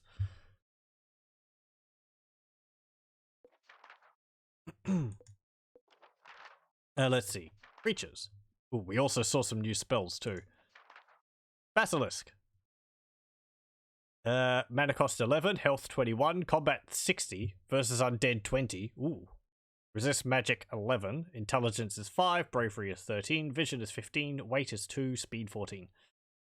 One of my first duties as a conscript into the arms of the Hermetic Academy was to tend to a gaggle of these beasts. I challenge anyone to have as much first-hand knowledge of the unpleasant temperament displayed by these feathered monstrosities. Many times did I find myself running from their sharp beaks, even though I wore the leather gauntlet lent to me by Spencer, the Academy blacksmith. The basilisk is a hybrid of an oversized cockerel with the neck and tail of a serpent. Although winged, it does not possess the power of flight, but is fast nonetheless. It has long been associated with magic, due to the bizarre incubation of the infant, requiring the intervention of a human, involving the hatching of a cock's egg via the roosting of a serpent. Legend has it that the basilisk possesses a gaze so terrible that any hapless creature that makes eye contact with it would die on the spot. This may have been the case long ago, but no more. Decades of stock breeding have eroded that ability from the beast's bloodline. Even so, I will confess to being more than a little unsettled by the beady, bloodshot orbs that flank the creature's shriveled little head. In combat, the basilisk is a feisty opponent, bearing a razor-sharp beak and vicious claws, but cannot sustain many injuries. Its bite is rank with poison that, if not treated, can mean a slow, agonizing death long after an encounter. As to the fashion of late for using these creatures as combat units, I cannot say. True, they possess an incredible beak, and yes, one could train the creatures to utilize this in melee, but how my peers would mock if they were to witness me marching into battle with a phalanx of 36 basilisks at my side.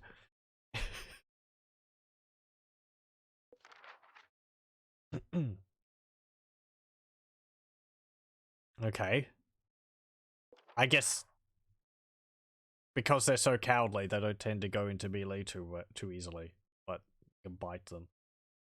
Eye doesn't look red to me. I mean, bloodshot. Yeah, whatever. Okay. Do we have any other creatures here? Unicorn, race, zombie. No, we've seen all those. Let's see. Ooh, meteor strike. We didn't read that. I now command a spell that forces the heavens to open and rain down with a shower of burning rock. Well, not yet. We don't have this yet. My initial thought was that I had observed a natural phenomenon taking place, until I deduced that the location of the shower was no mere twist of fate. When cast to a specific point within a region, a shower of burning rocks fall down into the area immediately surrounding the defined location. It seems that shelter is not always the best protection either. Some of the meteorites appear to be heavy enough to penetrate and destroy weak structures.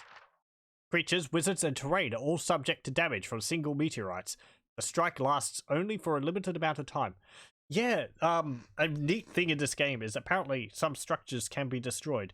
And also, if lightning strikes or hits the ground, it will set fires, which can burn terrain, burn across the grass and destroy trees and also buildings. So that's cool. I like that about X-Com as well. You can blast a hole in a wall. It seems maybe some elements of that is in this as well.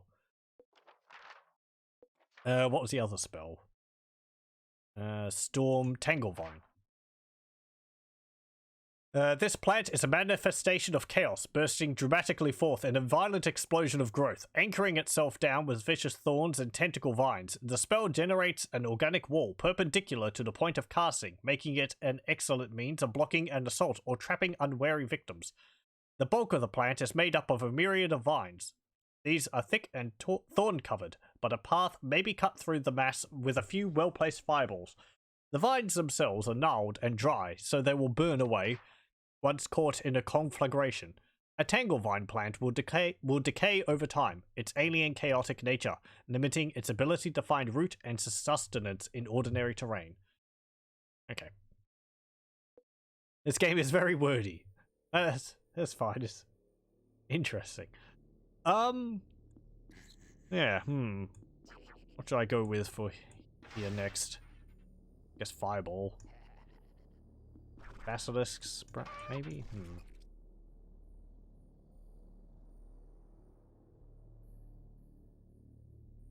Yeah, okay. The holly gives me most of my summonable creatures. We haven't used zombies for a while, so I might use them. Zombies and unicorns. Apparently unicorns hate the undead.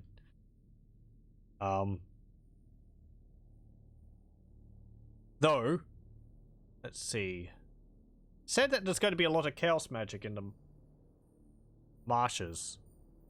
That would possibly mean there's going to be undead. Undead are the best thing against undead. And unicorns deal some extra damage versus undead as well. Brownies for ranged combat. I don't want two spells like that. You get fireball or cure. You get basilisks. It didn't say whether the poison... I assume the poison affects undead as well. I mean, I could get another one there and allow me to, like, get skeletons as well as zombies. Or I could get raised dead and zombies, which would allow me to resurrect the dead creatures. Either my own or the enemies. Or summon creatures from tombstones.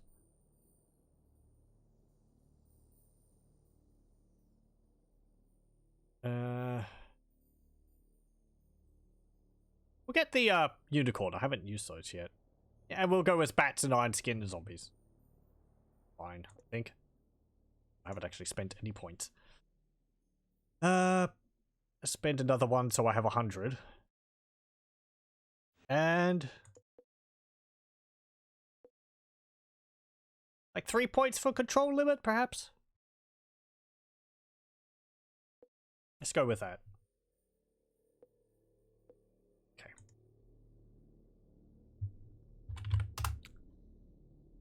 And we'll go up here. We're just playing on the lowest difficulty because, I don't know. I might bump it up. The game does suggest that maybe if, you know, if you you can increase the difficulty of the game as you go through it, as you get better. Will you share these mana sprites, Cornelius? Of course, my friend.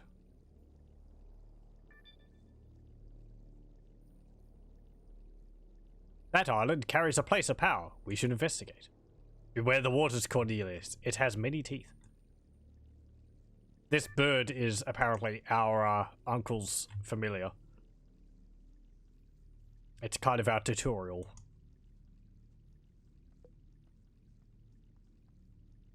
Okay, let's follow you around. I don't have a cure, so I'm going to have to give you some of the food around the place. Oh, well, fine. Just take that fish. I didn't want that fish anyway. Okay, some red caps. I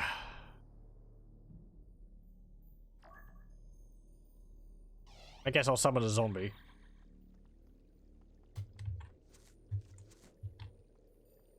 Ooh, what's that? It's like an alligator or something.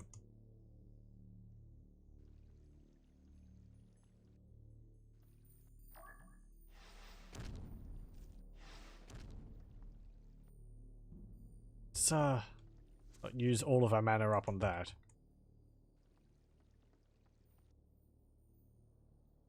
There were more fish on the starting island, was there? I missed seeing them. Might have to go back and get them. They're useful for healing. Come on. Get him. There we go. Help! Would no one heed me? Hey, it's Twigkindle again. That sounds like Twigkindle. He's the king of the brownies. That thing is going straight for me. First of all, oh, you're going for a fish. Okay. I kind of wish he was under my control. I mean, I guess he can look after himself, but the idea of him just running off and dying is kind of an ever-present worry. That thing has a lot of hit points.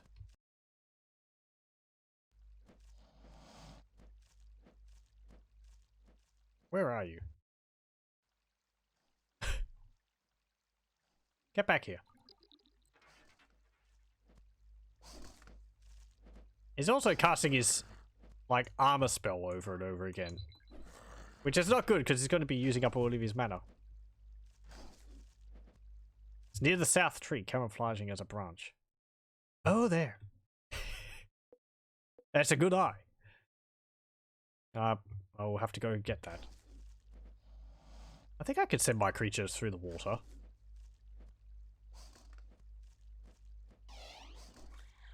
We'll just be summoning an army of zombies. They don't deal that much damage, but they got a lot of hit points. And again, I love that they pull their arm off to clobber the enemy with them. What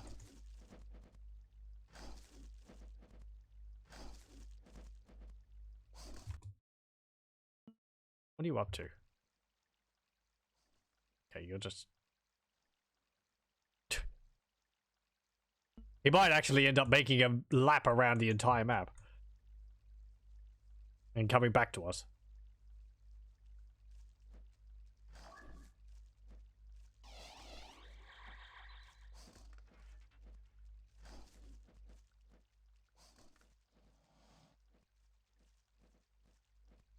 He might actually get that fish which you pointed out earlier. Self. Yeah, it looks like he's going for it. Oh well.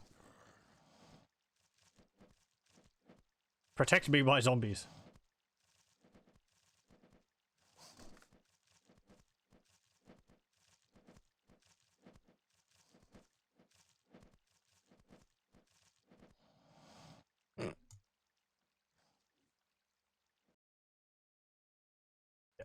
Let's go rescue him.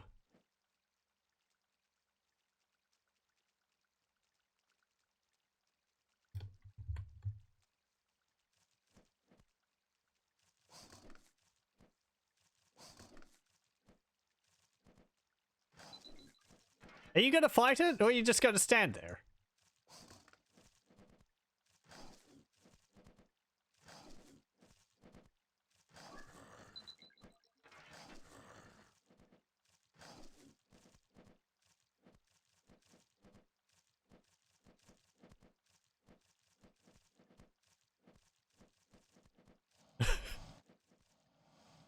There we go.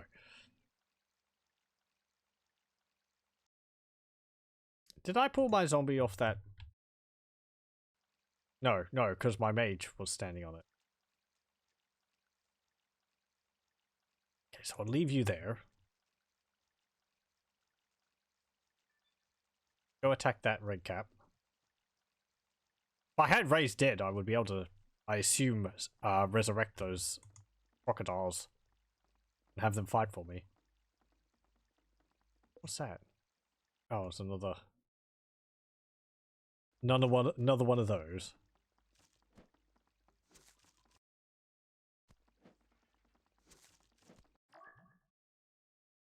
Hang on.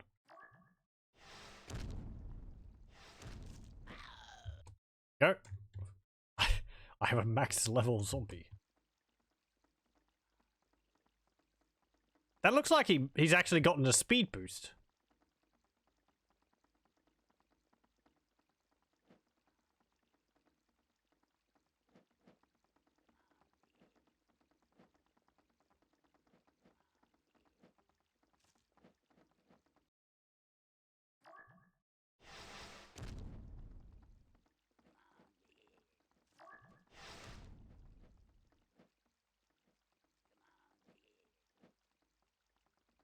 First of all, you better not drown.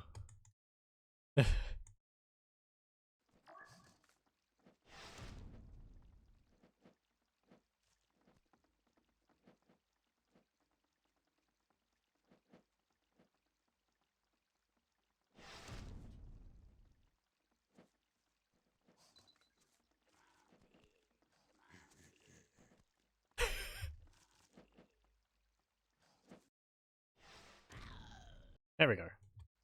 One of them dead anyway. I should have brought some ranged units. Actually, I do have flying units.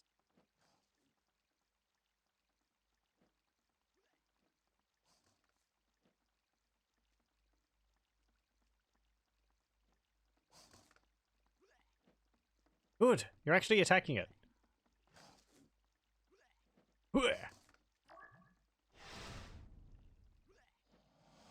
There we go.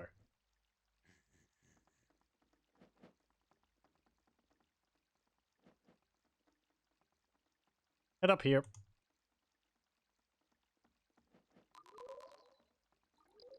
I'm sorry, what?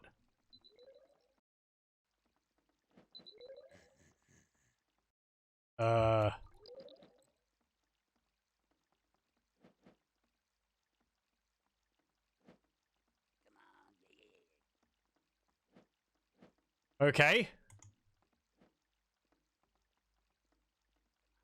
There's some kind of trap there which caused my zombies to get carried off the platform.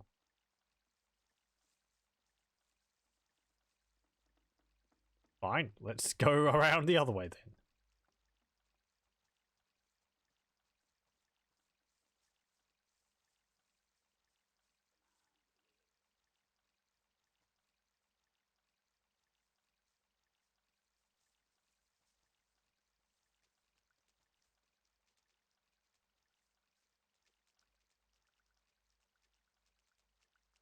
Ooh, there's some chests over there. I'm guessing that's the trap area.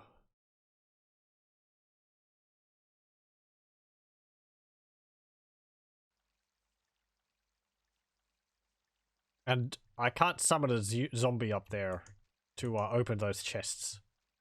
Because only wizards can open them.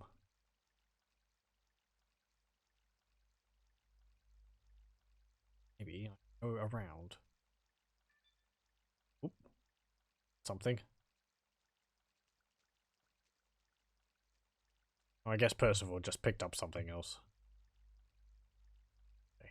Let's actually go free you. I kind of forgot about that.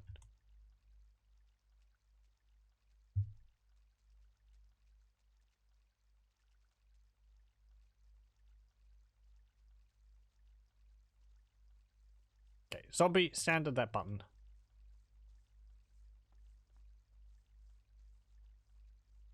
No? I need to stand at that button. There we go. Ooh, 130 experience. You've saved me again, Cornelius. Once is happenstance, sire. Twice looks like carelessness. I was heading for Apple Tree Orchard to rally my people there, but lost my way. Then I was ambushed by Dagda's minions and imprisoned in this wretched shack. The unholy fiend promised to roast me alive and suck the marrow from my bones. I think it's time for a reckoning with this foul wretch Dagda. They say his cruelty stems from fear of losing his cauldron of gold. Could this cauldron be the grail we seek? Another quest, eh? Here, take my 7-league boots. They will help outrun Dagda's levitation traps. Oh, nice.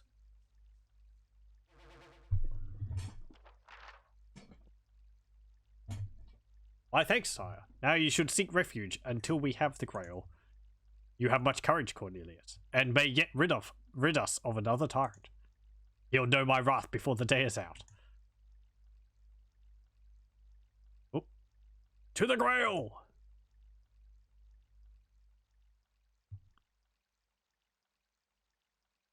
No. The grail lies within one of these wooden caskets, but which? There's a piece of paper there. It's probably going to be a puzzle. This is just going to be a big reference to, like, Indiana Jones or something.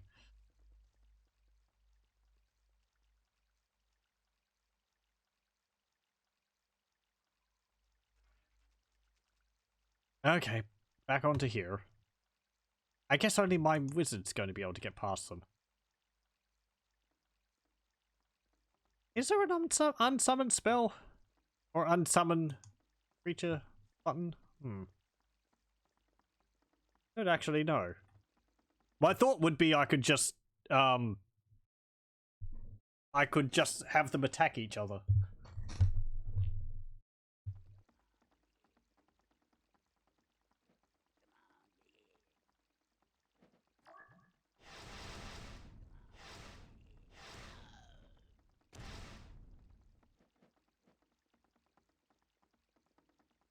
Fireball spell could do a bit more damage.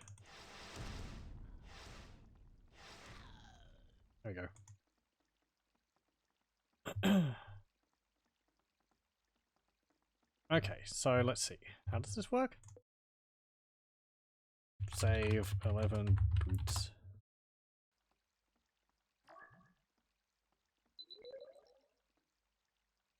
Must travel fast to get through this trap, Cornelius. Perhaps Twigkindle's boots could aid you. Yes, yes.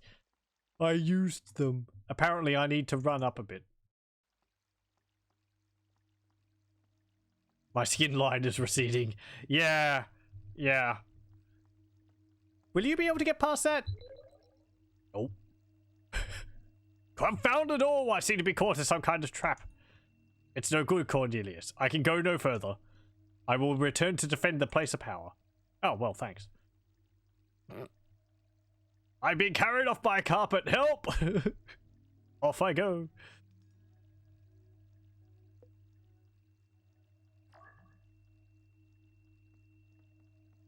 Yeah, okay. You need to have a bit of a run-up first.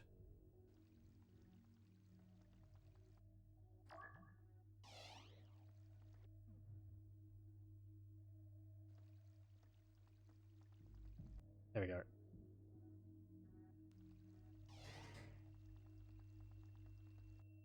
That's something.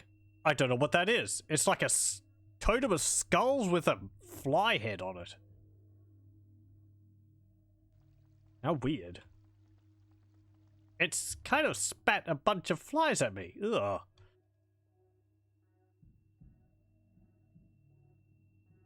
Okay. I have flies buzzing around me. Hope I don't die. I don't have a cure spell. I feel like I should keep the cure spell with me the whole time.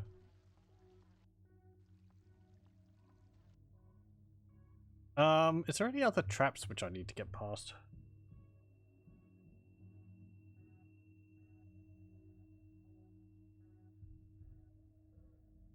Well, I want to get that.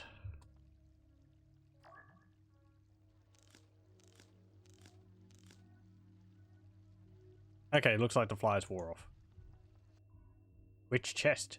Your head will say go left, but a true wizard will follow his heart. Okay.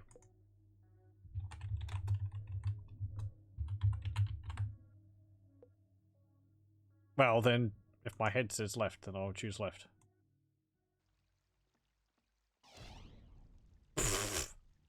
Ow.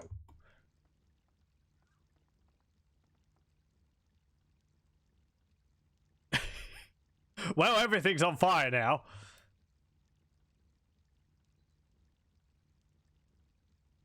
I think this whole place is going to burn down. Maybe. Oh, wow. Look at that. Some of the structure actually collapsed. It's actually taken out parts of the roof.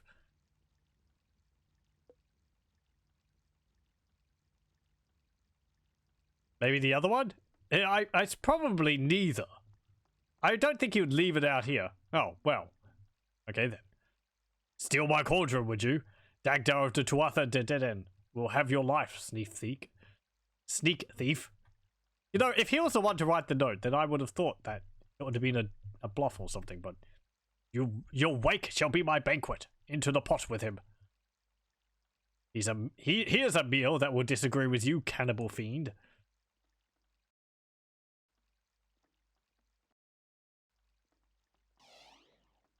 I have so little health.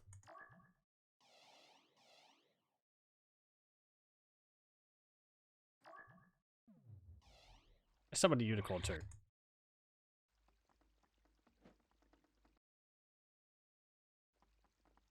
Go, go.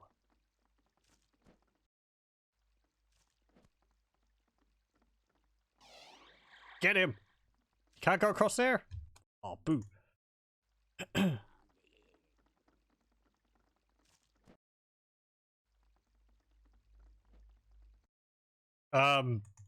Okay, he's got big flappy birds.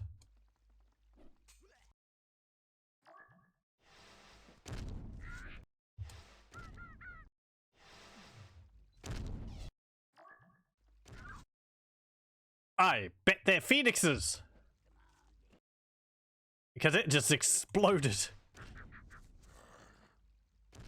Boom. Bloody giblets go everywhere.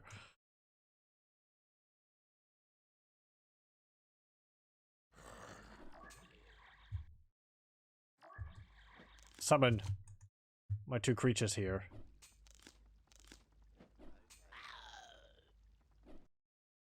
And he is taking damage because he's standing in the fire.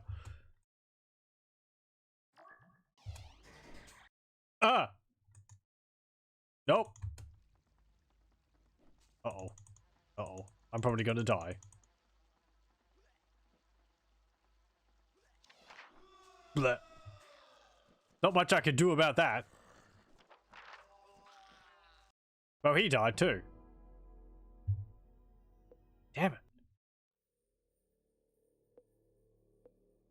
That's a nasty spell. I really think I should take the cure spell at all times. Okay, let's take the right one then. Yes, the right one. Oh, he's over there now.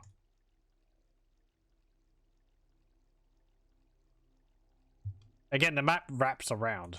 That's why, like, zoomed over there, because it's down here. I wonder whether the music's having problems starting up sometimes. I don't know whether it's supposed to be on the constant loop or not.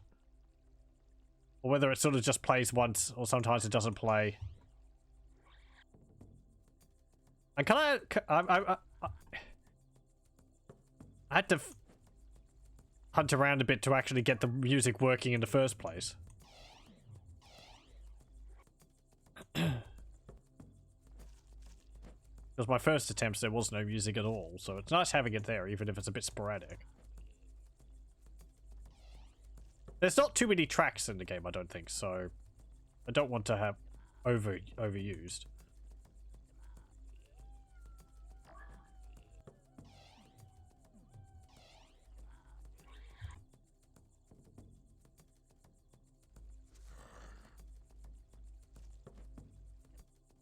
Nope. I can cast this on myself, can't I? Yep.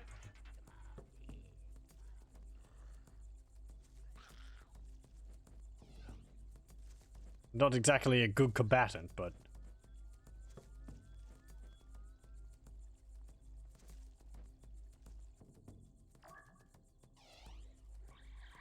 just clog up these, walkways with zombies.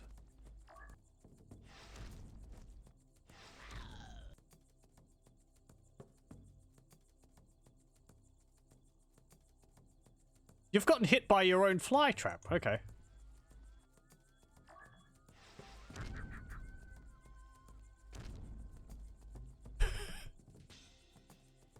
I'm just sort of anticipating the levels of destruction that will occur in the late game in this. If I have fireballs and meteors and things which explode and set everything on fire, it's just going to be absolute carnage and chaos, it seems. Or mayhem, one would say.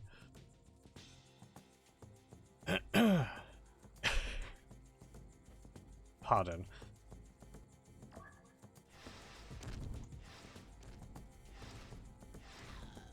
Seems like those boots might have lasted for the entire map.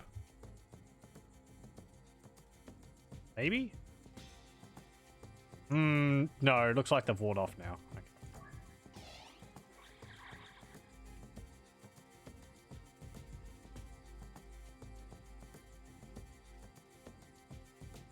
Okay. They're up in little towers, so I can't actually go get them. Pick up that fish. Zombie, go get that fish for me. You can't get it? Oh, it's like underneath the walkway. No wonder the mage didn't pick it up. He can't reach it. Okay.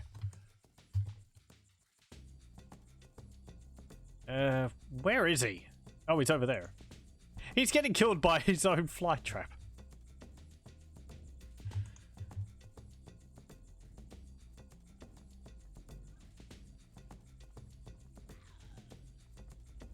Okay, well, I control like 3 of those mana points now, so my mana is regenerating nice and quickly.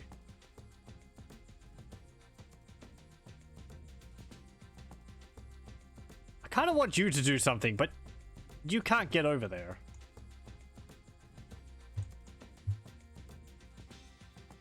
Hold on.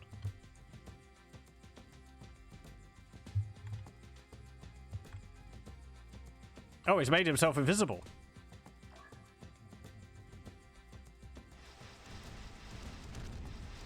Fireballs! Okay. Bleh. Dead.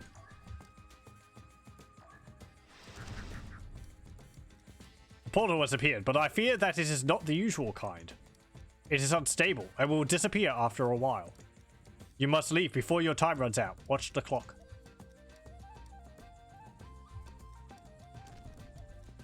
Oh, no. Pick up that. Found hemlock. Okay.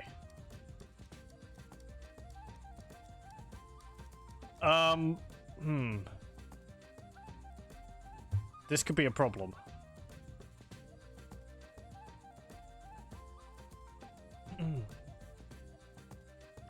Unless... Oh, what? No, I wanted to summon them down there. I was thinking I could send my zombies to attack that tower thingy. Doesn't look like I can actually attack it. So what do I do? If I go past that, I'm gonna take damage.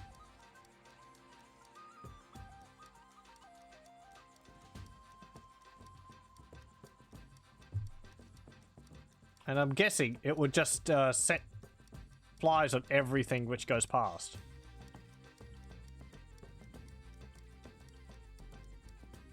Yeah, the portal's down there. I might have won, but I might not be able to finish.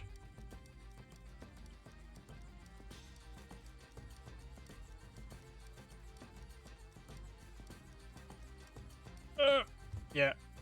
Ow.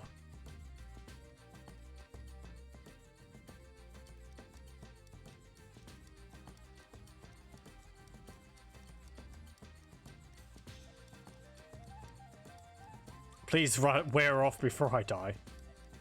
Doesn't look like it. Nope. Okay.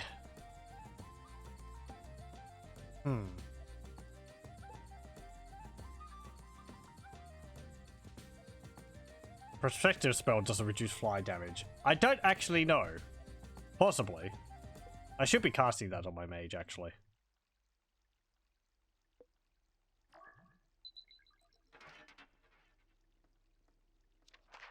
Let's make use of that. Okay.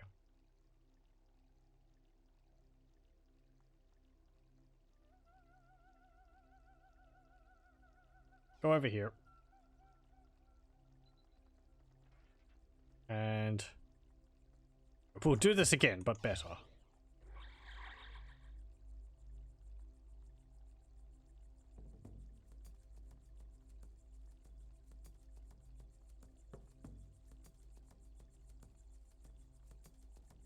If only I could get that fish.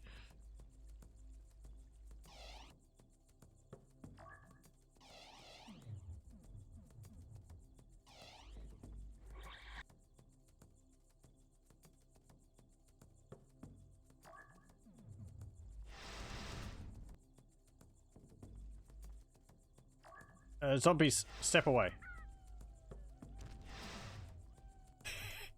We catch him on fire. Very good.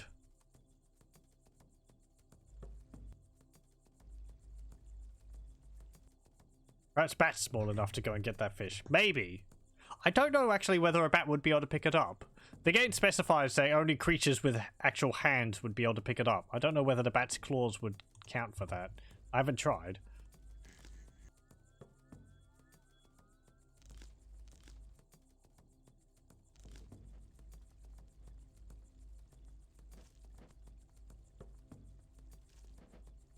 Stop throwing rocks at me.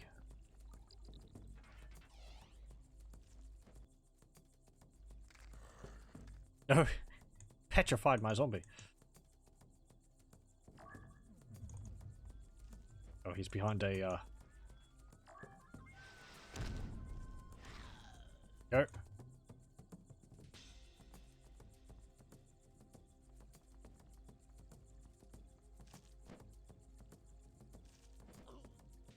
Ooh. Blech. Oh no, I do have bats. So I could try. Pardon, I thought for a moment I didn't have bats with me, but...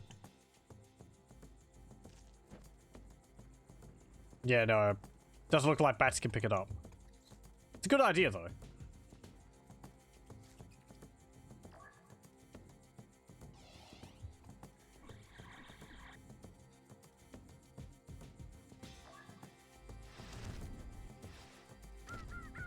Okay. Run away from the bird! It's going to explode!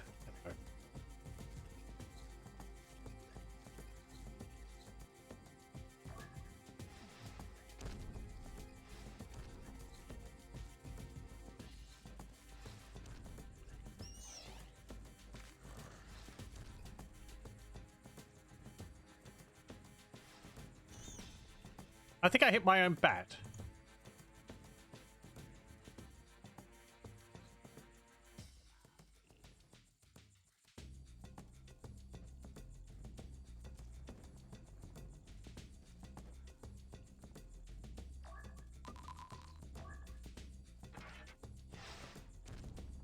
And my own zombie. I don't have something on there.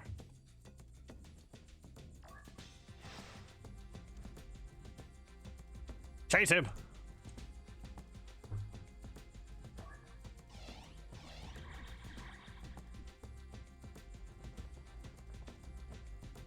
You can fly up there and deal with that red cap.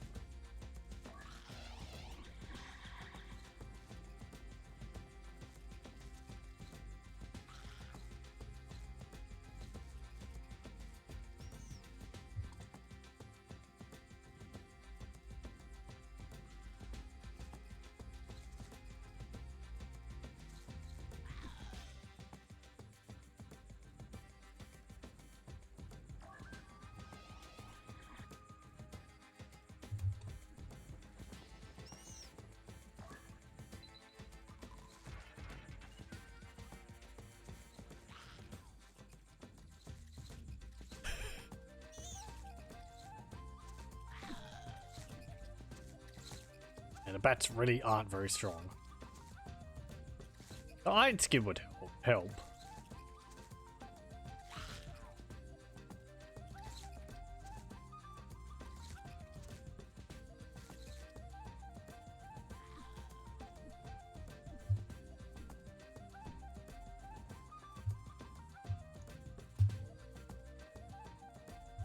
Okay, do chase him down.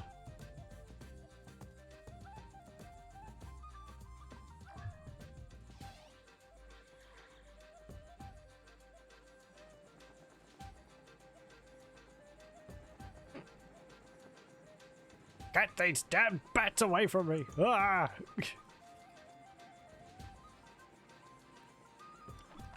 There we go.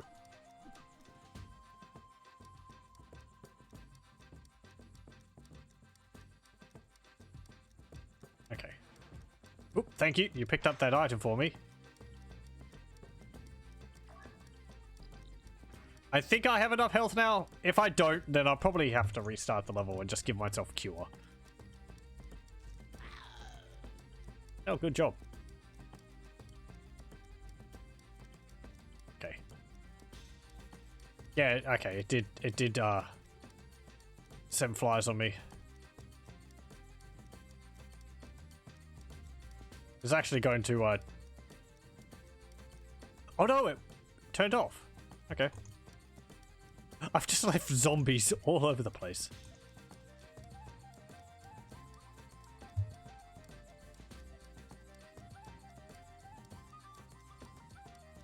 Go, go.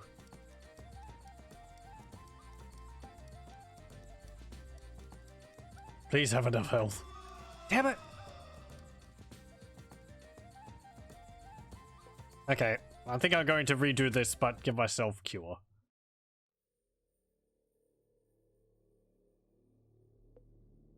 Just because... yeah. I mean, I still have a ranged attack. Magic Sphere is basically like Fireball, except it bounces around. So, let's do that.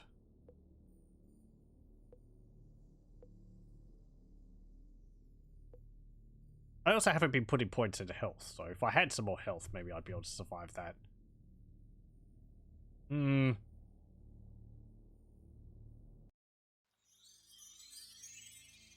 Okay. Yes, yes. Pick it up.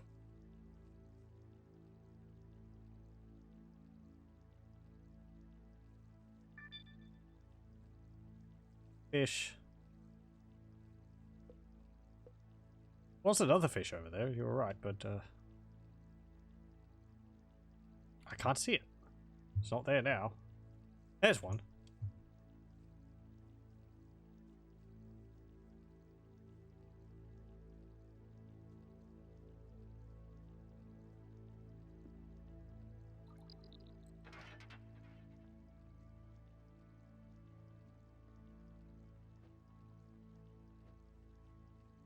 Okay, let's go for that point of power.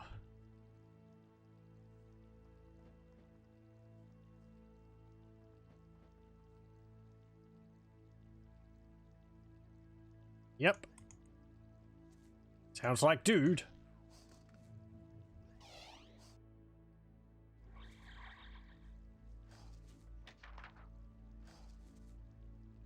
You're free. Yep, yep, yep, yep, yep. Thank you for the boots.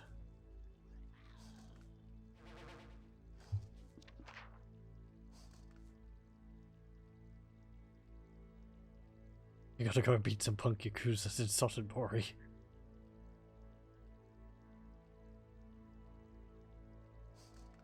I think I've seen a bit of that game. Looks pretty fun.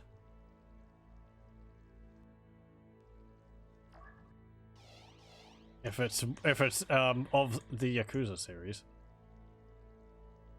Maybe.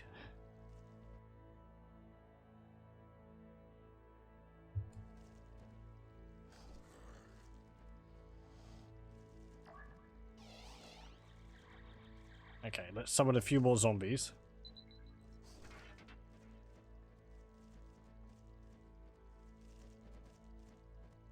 Deal with the crocodile.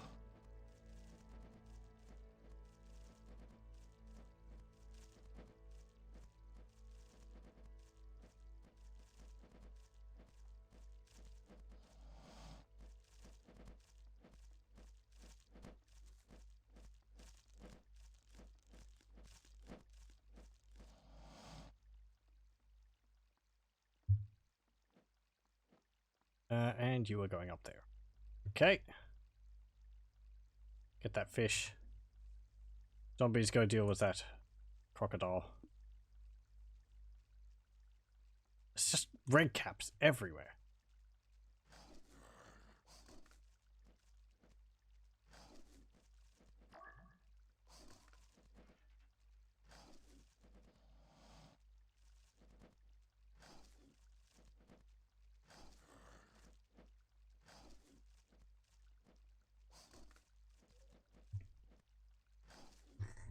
Oh, hello. Yeah. Okay.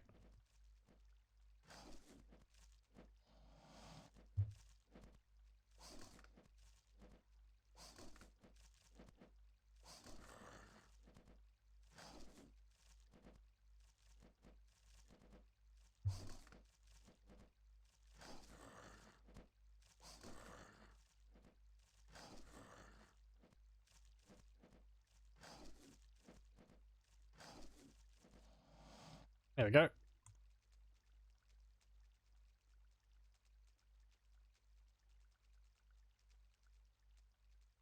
Go deal with the other. There's another fish there. Let's go get that. And there's another one. 3. Fish for days.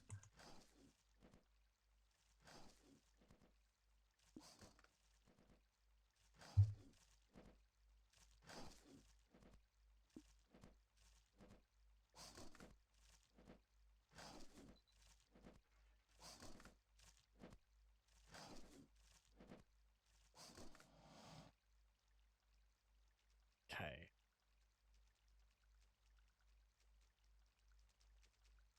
Yeah, go get those red caps.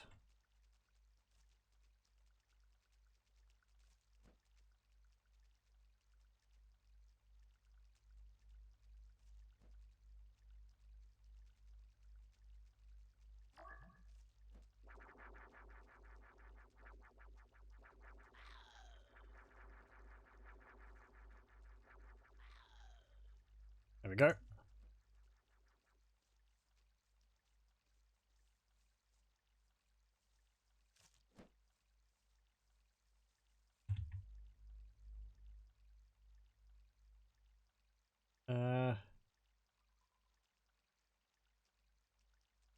Okay, let's go on here.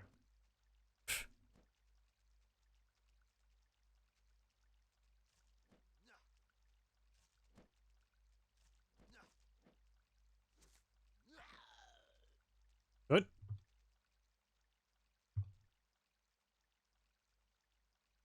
I have 7 fish, so that should be enough.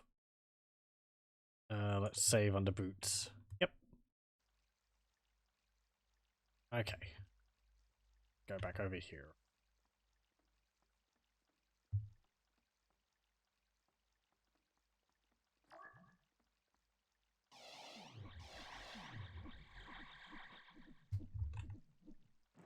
Nope. 2 is my wizard. Actually, I'll put you under 1. That way I won't be getting my zombies.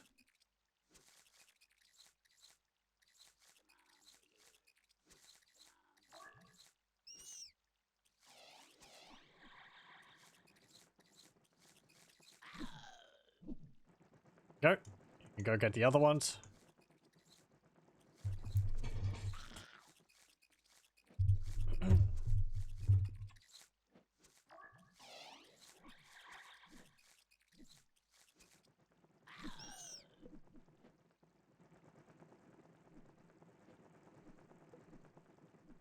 No, I want you to attack him. You have to actually go inside the building.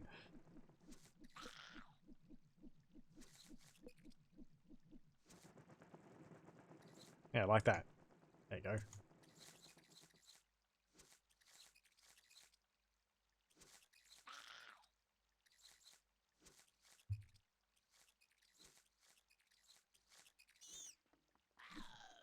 Okay, good.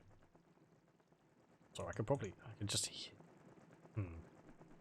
Probably cheaper to just resummon bats rather than healing them.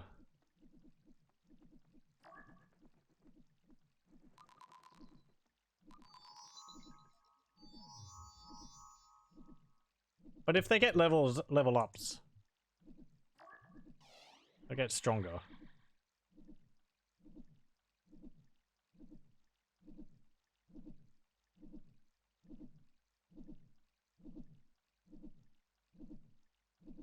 Okay. Another in there. Go in and attack them.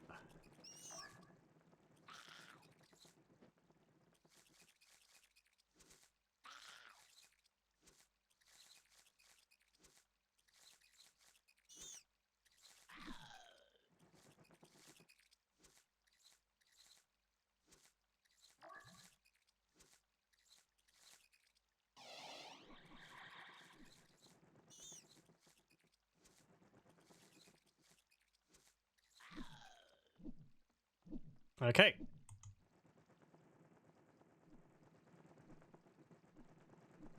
Is there something on there? Nope.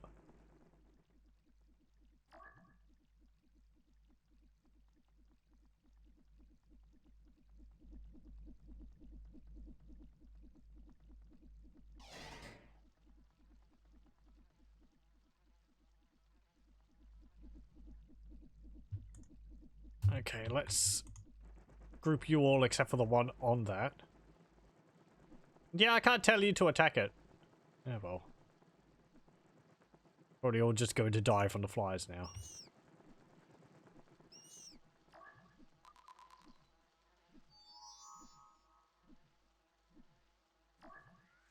And cure doesn't cure the flies, it looks like.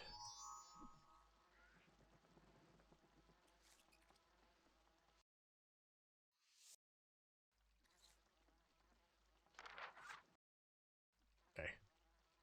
Hello. Yes, I am stealing from your... I am stealing from you.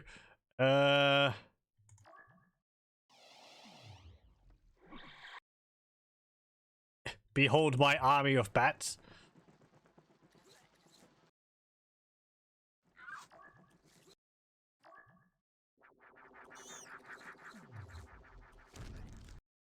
Good, good.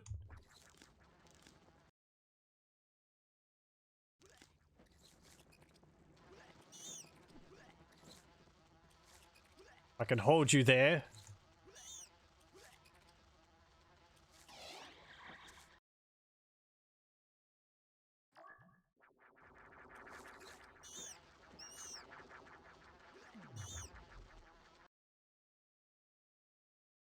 Okay. We managed to kill all my bats. I wonder whether the flies, like, spread to other things nearby. Did he summon one of them? One of those, like, fly traps there, or... Actually, nearly dead. There we go. Blech. Okay.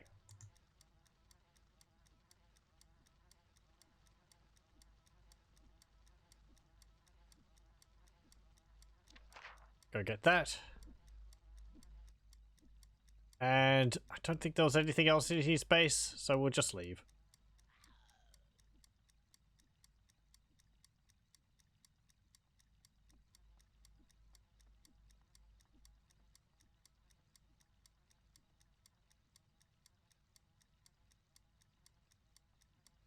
I don't know whether I want to use the boots again. Flies seem to wear off faster there.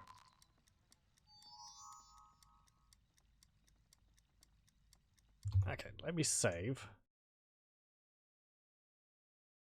Save 12.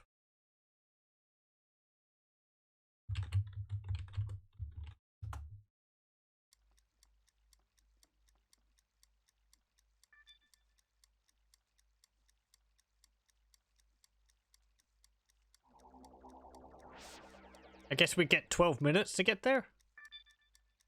Or maybe a minute.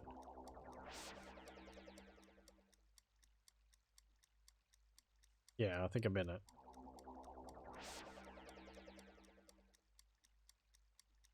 There we go.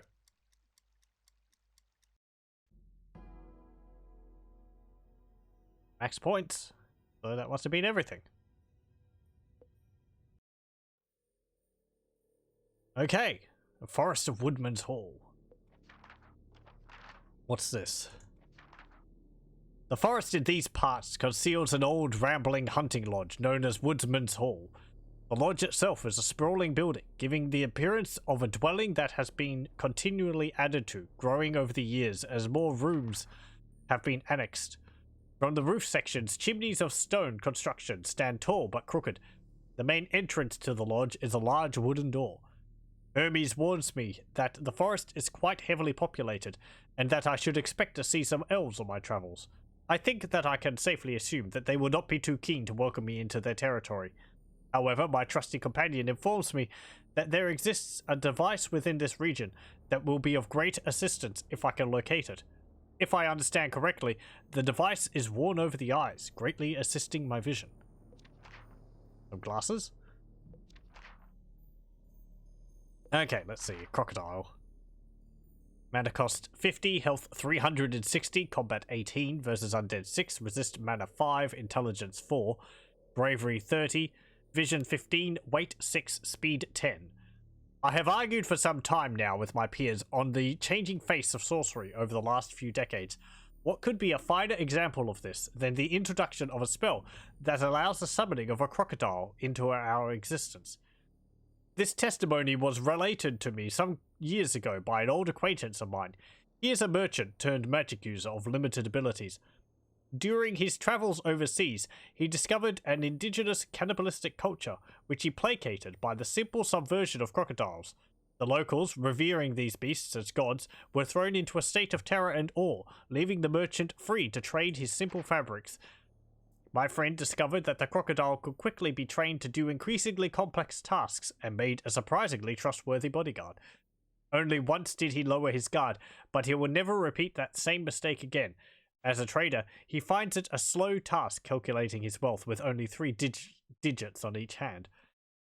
This mighty reptile is blessed by nature with all the tools it requires to be one of the most efficient killing machines known to man. With vice-like jaws and manifold teeth, it dismembers its quarry, leaving little room for retaliation. Shielded by thick armored skin and an iron constitution, a crocodile can withstand horrific levels of injury before dying. Although bred in a damp environment, the crocodile is just as effective wherever it is summoned. Camouflaged through posture and coloring, its only downfall can be that it betrays its location as its great weight crashes through the undergrowth. Slow but deadly, the crocodile pursues its prey, its bristling smile divulging inevitable slaughter. Though I think crocodiles can actually be pretty quick over short distances. Anyway. Now mention that you're basically summoning like an actual creature. It's not a mythological creature, it's just a crocodile. I was expecting it to be like a basilisk or something, I guess. Though we've already got those, but I mean like a basilisk from D&D, I guess. We've got this Phoenix, 24 mana, 80 health, Combat's 11, versus Undead 3, Resist Magic 18, Intelligence 7, Bravery 16, Vision is 15, Weight 3, Ground Speed is 9, Flight Speed is 21. Believed to come from a place called the Sacred Wood, the Phoenix is highly auspicious and very magical, seen only on the rarest of occasions. This has changed recently, since the first successful attempt at summoning the creature. Legend has it that only one Phoenix can ever exist at any one time. This, however, has since been disproved. For centuries, the Phoenix has been a symbol of creation, destruction, and eternity, and a juxtaposition of these elements. The Phoenix is a unique creature, famous for its spectacular, self-sacrificing combustion. When mortally wounded, do not stop to pity this creature, but run for your life before it falls to the ground in a burst of flame. The Phoenix is, unsurprisingly, immune to the effects of fire. Such is the creature's gentleness that when it moves, it can hardly be heard and emits no odor. The only thing that can betray a Phoenix's whereabouts is its occasional call. This bird's sweet song is highly distinctive due to the many orifices on the bird's slender beak, creating a sound that is similar to music played through light organ pipes. This famous bird encompasses the very charm and nature of magic.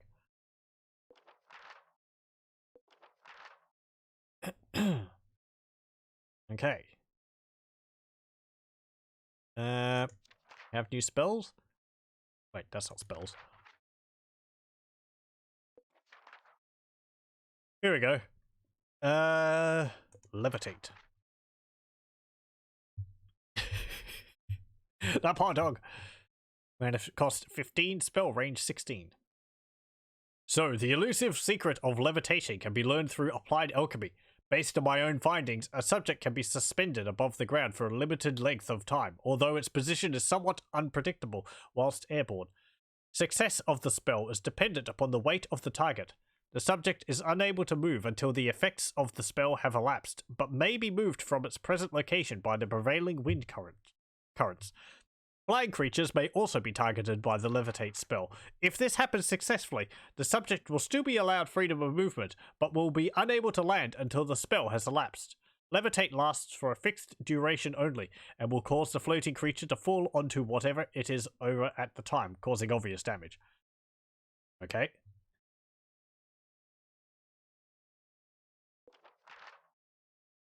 What else? Ooh, pestilence. Mana cost 25, spell range 12. This is a most unpleasant act of sorcery, and given that all are in danger of its effects, it is a difficult spell to use effectively. When cast, a totem is created, a monstrous rotting insect head mounted atop a pile of human skulls. Flies incessantly buzz around this motif, preempting the plague and decay that will soon follow. The area surrounding the totem becomes blighted with the plague, and any creatures, regardless of allegiance, entering into its range will become infected. Few of these victims ever manage to recover. Most die soon after contracting the disease. To complicate matters, the illness is contagious. A creature carrying the infestation may inadvertently transmit the infection to another creature adjacent to it. Only the undead are unaffected by this disease, as their bodies are dead already. They are, however, potent carriers of pestilence. The Totem of Pestilence may be cast onto any suitable terrain surface, with the exception of a place of power, and may be destroyed by a suitably powerful spell. Okay. I guess that means that you could, like, summon a meteor shower on it to destroy it. Pity I didn't have that. What about items? 7 League Boots. The 7 League Boots allow a magic user to move great distances in a short period of time, effectively speeding up the bearer's movement rate. This effect lasts for a limited duration. It reminds me in Discworld, I think one of the mages in that managed to create 7 step boots or something, which are like something like 7 League Boots, except what they did was, instead of making you move really fast, they made you take 1 step, which was 7 leagues long. And the person who wore them had terrible groin pains afterwards. Let's see, Hemlock. Hemlock is a poisonous herb that can be used as a component in spells that cause the elements to conspire against an individual, as well as the promotion and spread of disease amongst the living. Conversely, a reversal of the procedure will result in life-promoting benefits for allies.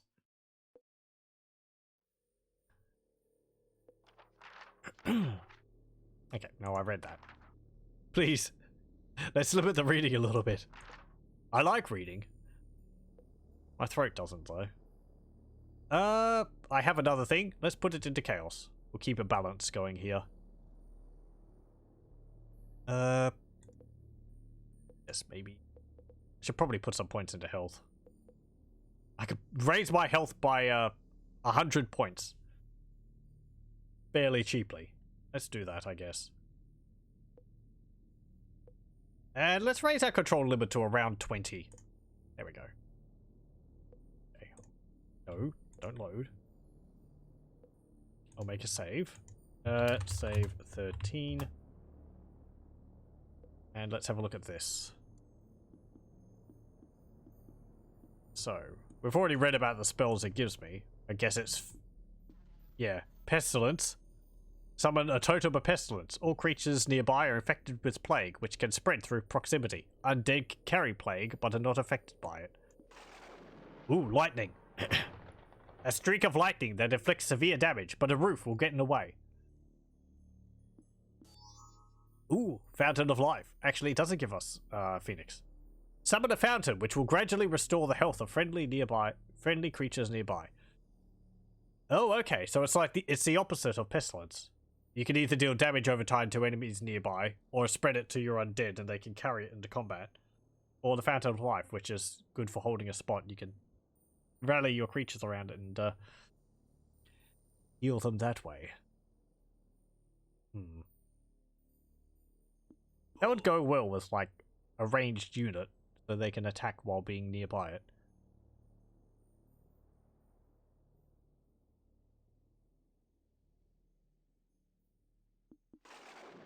I kind of want to use lightning. I think that will set things on fire. That sounds fun.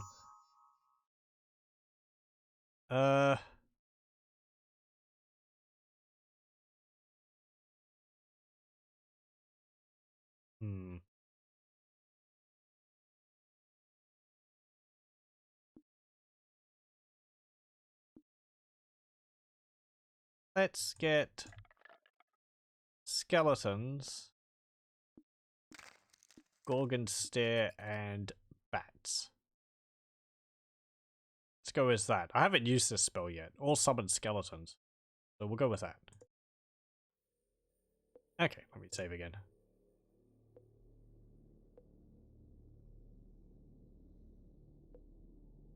I might actually bump the difficulty up a little bit. See how that goes.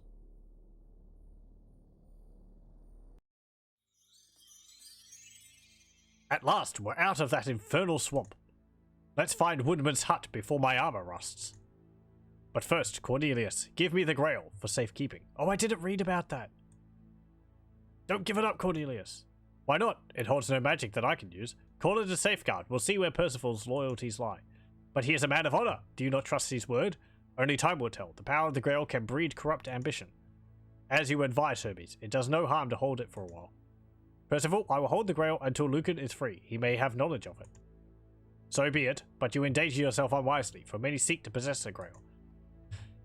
I'm actually going to go back, because I want to read about the Grail, if it has an entry here.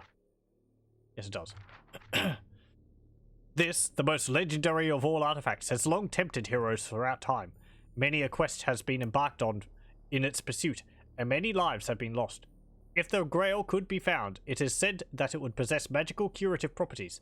Any sick or maimed who drank from its golden bowl would be instantly restored to health.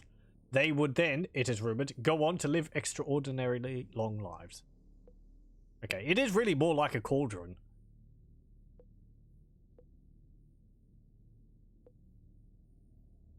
Okay, no, I want to go there.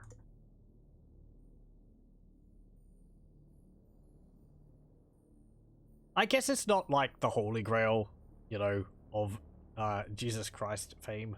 It might be another sort of variation of that.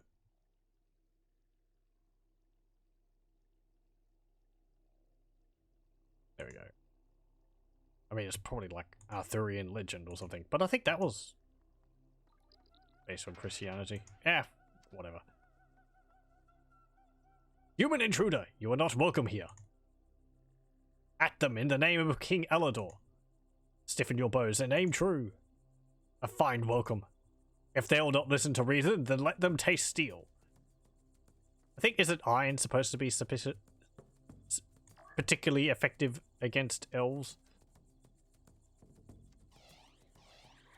We'll summon elves of our own and fight them off with that.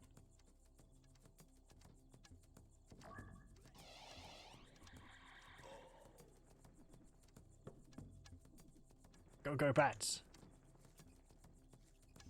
Yeah, you can't fight in range when you're getting it shot by bats. Wow, you just cleave that guy in half in one shot.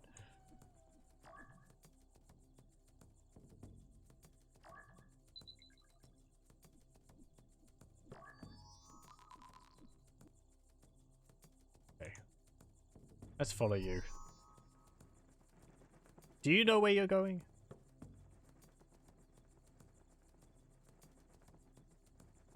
There's a unicorn. And a red cap.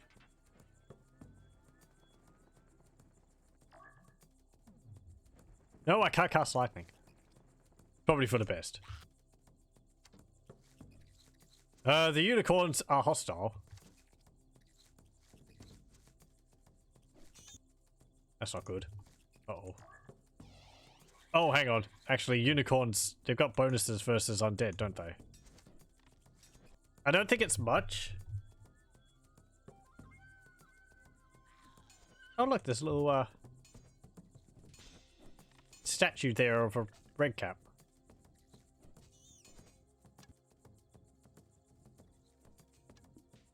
I'll take that. Oh hey, there's another mage.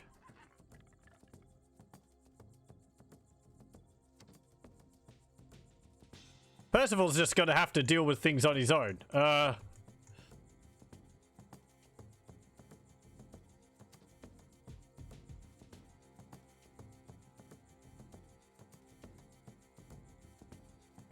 The AI really just like just going for it, don't they?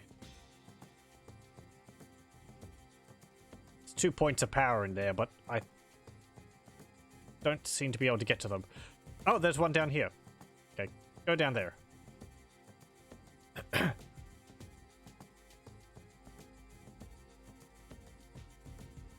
There's a nest there. Ooh. It's a Cerberus and it's had a spell cast on it. Possibly to increase its damage? Can I do anything with these eggs? Or are they just part of the terrain detail? I guess they're just part of the terrain detail.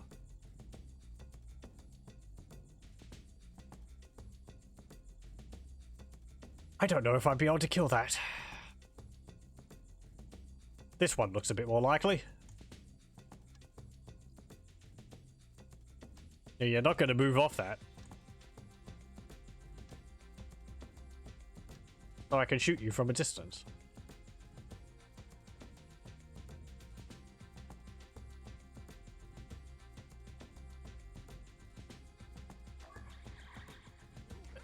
Let's use these thingies. Bonk.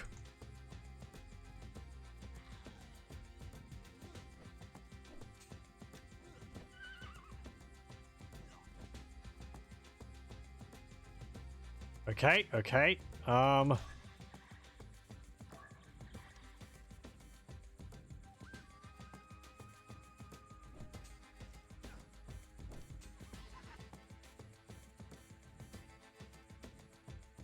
Good.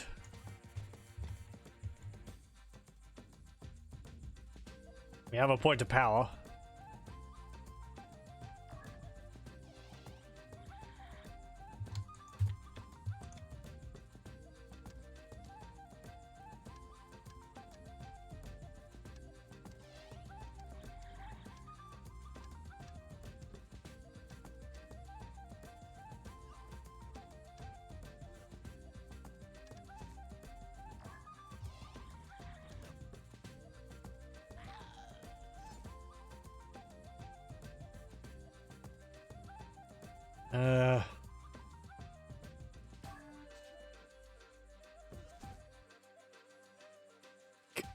Okay. I thought that would, like, convert them to my side, but it looked like it just killed him? Or maybe he died. Either way.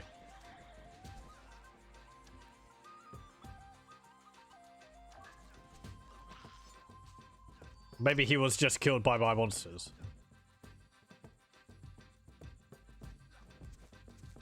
Stay on the point. Don't let him have it.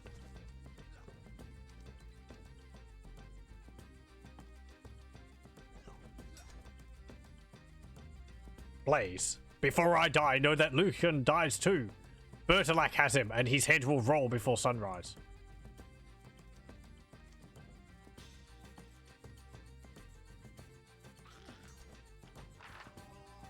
No! Were we supposed to kill you yet? They'll forfeit their lives for trespassing in my domain. Bring me their heads.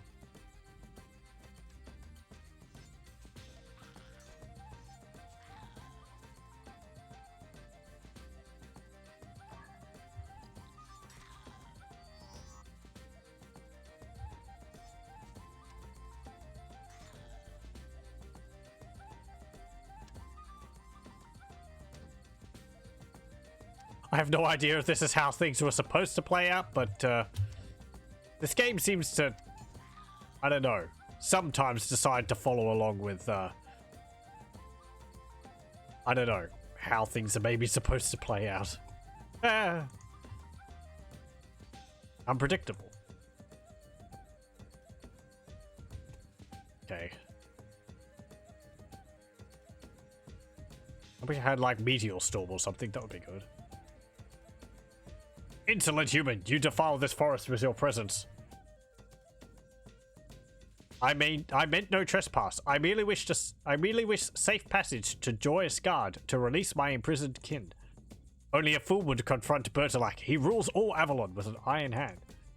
By his command, the weak and old have been put to the sword. So much the better. This tyrant Bertilac will find me a war-worthy foe. Your arrogance will be your downfall, boy. You will die screaming like all the rest. We shall see, Elf King.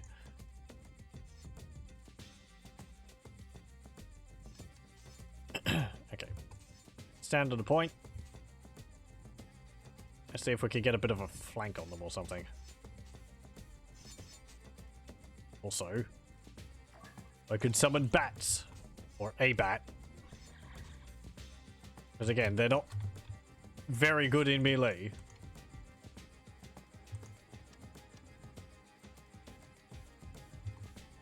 Percival, where are you? You could probably help a fair bit.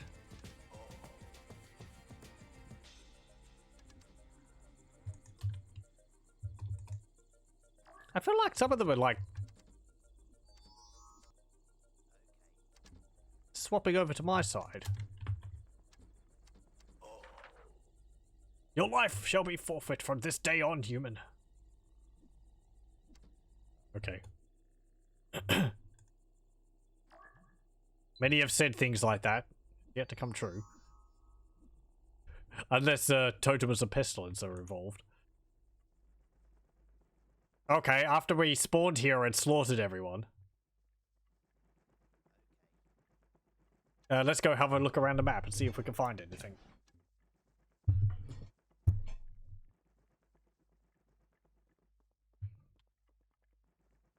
We didn't even go into the woodsman hut, which was being talked about.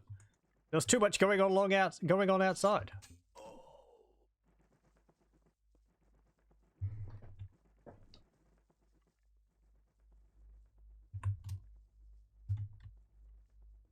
Okay, everyone.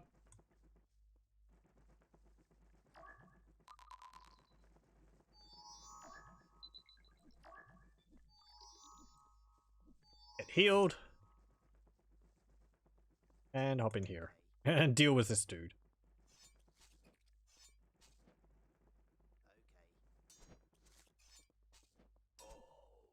There we go.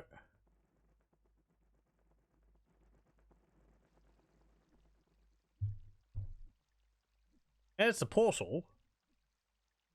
Like there's some kind of barrow with like pressure plate puzzles which we have to solve in there.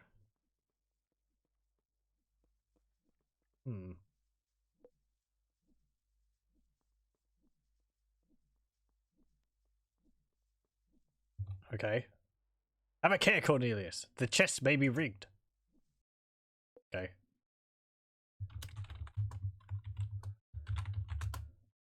Another chest. Will it explode? There must be a way to disable it. There's not a button behind one of these pillars, is there? Ooh. There's actually an extra level of building on this map. Some structure is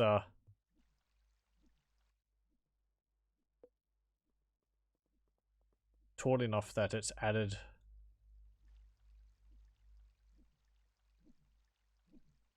Yeah, wherever that is.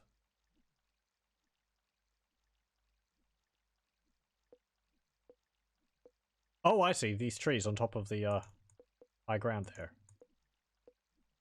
Interesting.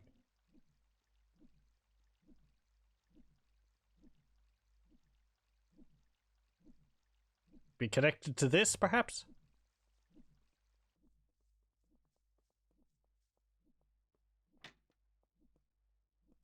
Hello. Goodbye.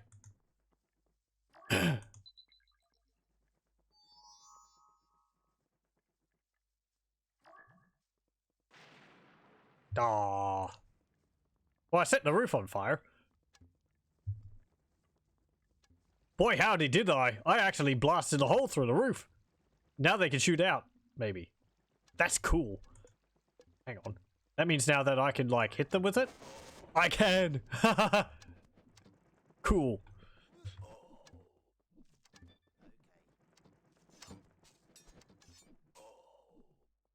So you might not be able to hit them with the first lightning blast, but the second lightning blast can go through the gap in the roof. That's neat.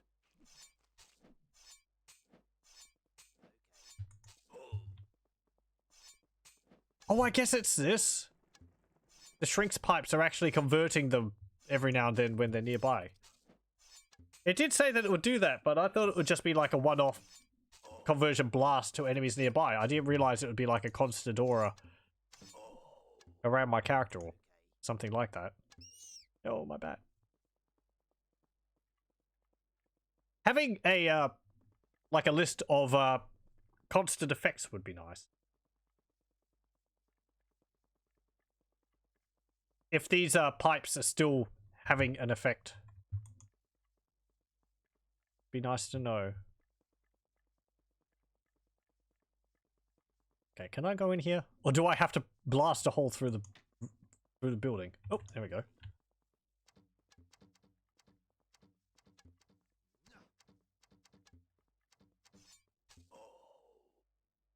Oh.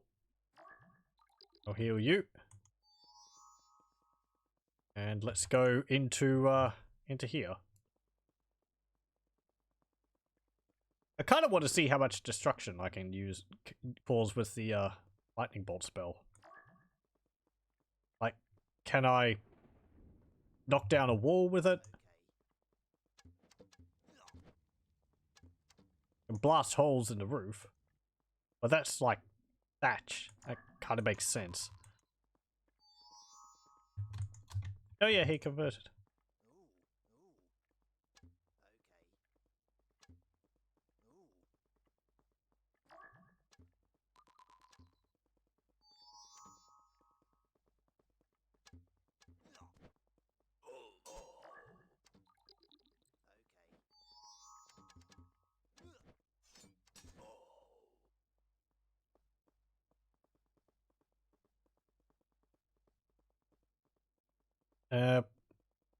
Well, there's 2 points of power in here.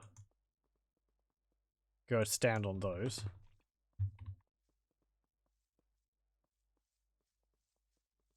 You're just wandering around outside. That's fine. That's fine. It's probably for the best.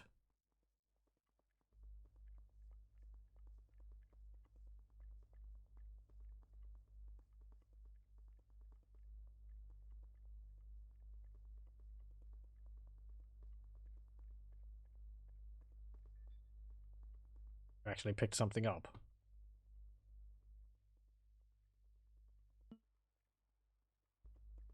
I don't know what that was. Hopefully it wasn't something valuable. Probably not. Yeah. Let's see, how much destruction can I do with this lightning bolt spell?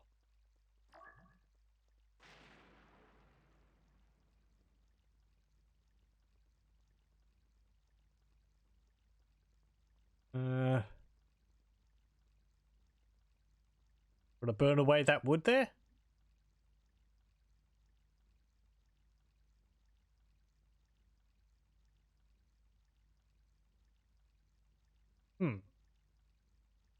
Will the fire go out at some point?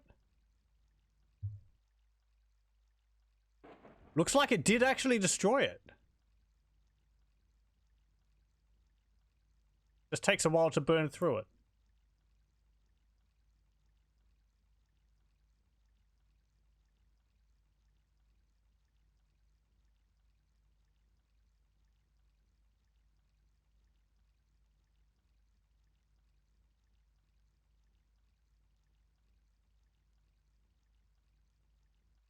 Yeah, cool, cool.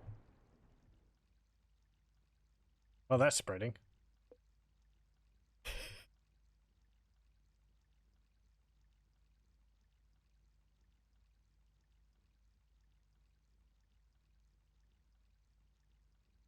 It looks like it spreads across grass, but it doesn't really spread across the wood because the wood is too tough for it to burn or to spread from, but it will spread quickly across grass. It actually looks like it didn't destroy it, but it is burnt. If I hit it again,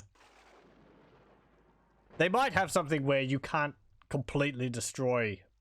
Yeah, okay. It looks like you can't actually like blast away out of a building. It will destroy. It will change it to look like it's destroyed, but I can't like completely remove it. At least not with lightning.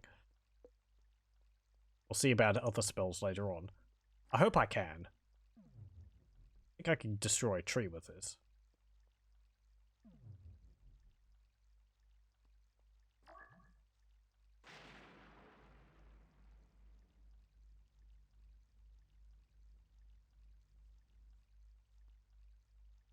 Come on. Maybe? Go over here.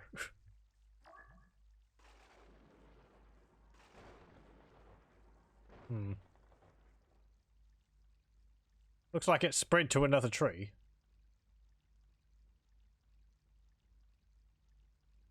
Okay. Okay.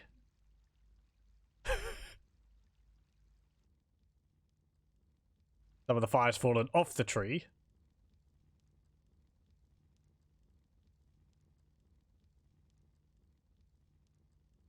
Yeah, cool. It's actually burnt the trees down. Something as simple as, like, just destructible environment makes it so much more interesting.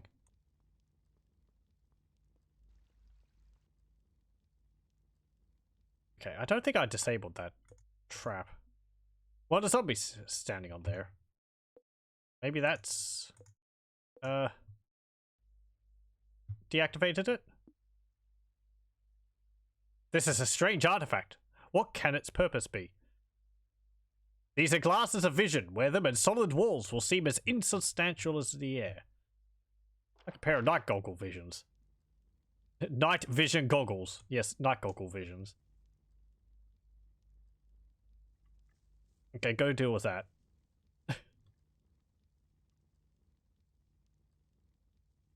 It's neat that it's got like burnt terrain effects as well. No, no, no, no, no.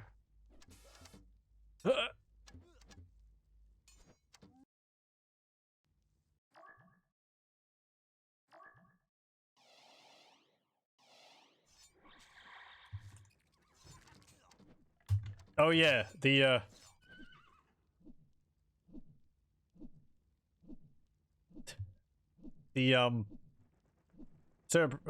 hellhounds blow up when they die, don't they? That fire's still burning. Wow.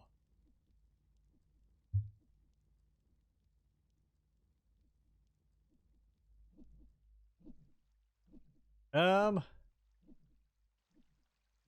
so there's nothing in there. I guess let's go over here.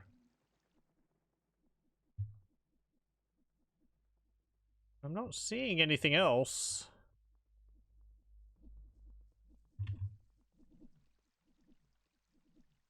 Now, what's in here? Timer.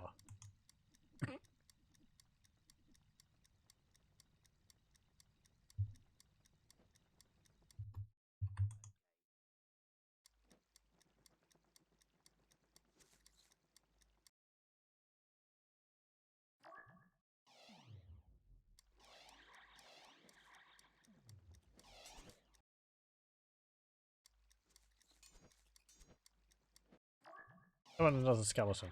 I have 20 creatures.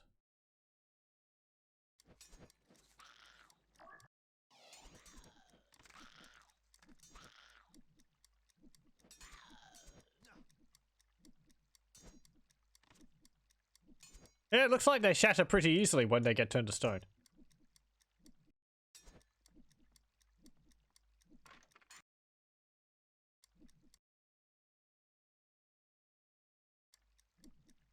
My creatures might not be able to stand on these.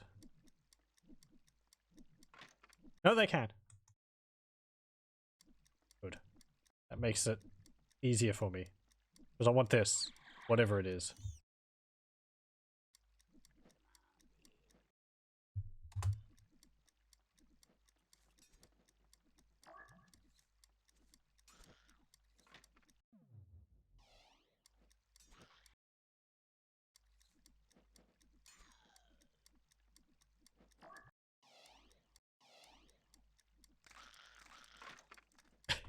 There we go.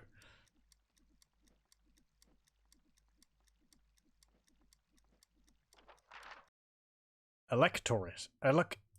Electorius.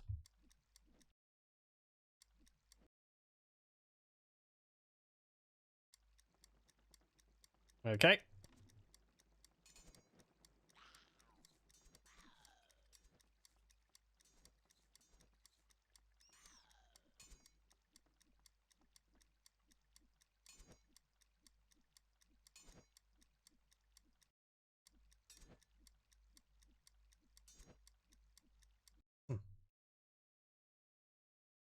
Maybe they have like critical hits or something?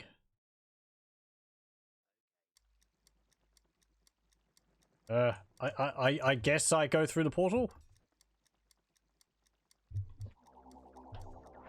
Let's have a look.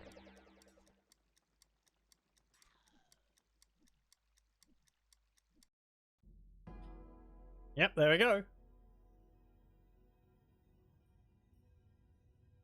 57% for apprentice.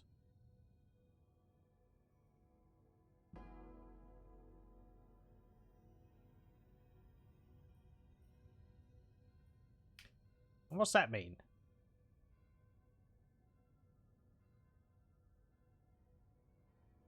Was there more things to do? But I got all the experience points there were.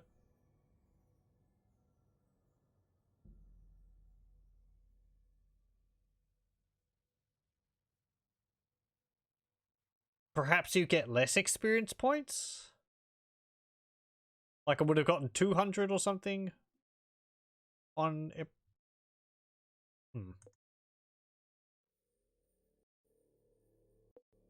Okay.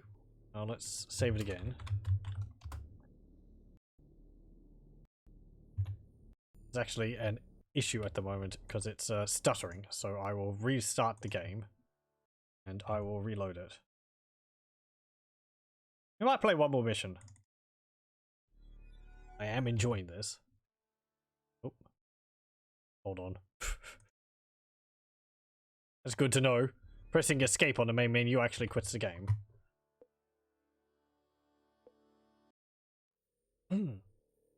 Okay.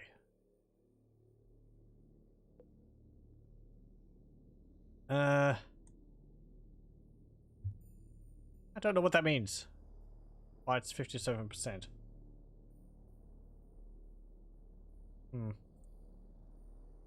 Oh well. Kind of think that's all fine for the moment. What have we got? Joyous Guard. This magnificent castle is believed to have been at one time the home of Sir Lancelot, who liberated the building from the previous inhabitants, wicked knights who dwelled here for many years. It was a gloomy place then, but Lancelot rebuilt most of the castle and renamed it Joyous Guard. Sadly, the region has returned to those darker times. Joyous Guard now serves Bertilac, the Green Knight, as his seat of power. He is the sorcerer lord of all Avalon, and all the barons of the realm pay tribute to him. His fearsome reputation means that he has remained here unchallenged since his arrival. I fear that when I encounter Bertilac, he will prove to be a formidable opponent. Hermes tells me that the castle is bristling with magical energies, and contains many traps for the unwary trespasser. I will have to move fast to secure sources of mana, or I will be surely overwhelmed by Bertilac's forces. Okay. Do we have any new creatures? Nope. New spells. Ooh, there. Bloodlust. Mana cost 20, spell range 16. When a creature is targeted with the Bloodlust spell, the subject becomes consumed with an implanted pathological hatred displayed towards any opponent met with in combat. For a limited time, the subject fills with a berserker-like rage, becoming fearless in battle, relishing the opportunity of combat.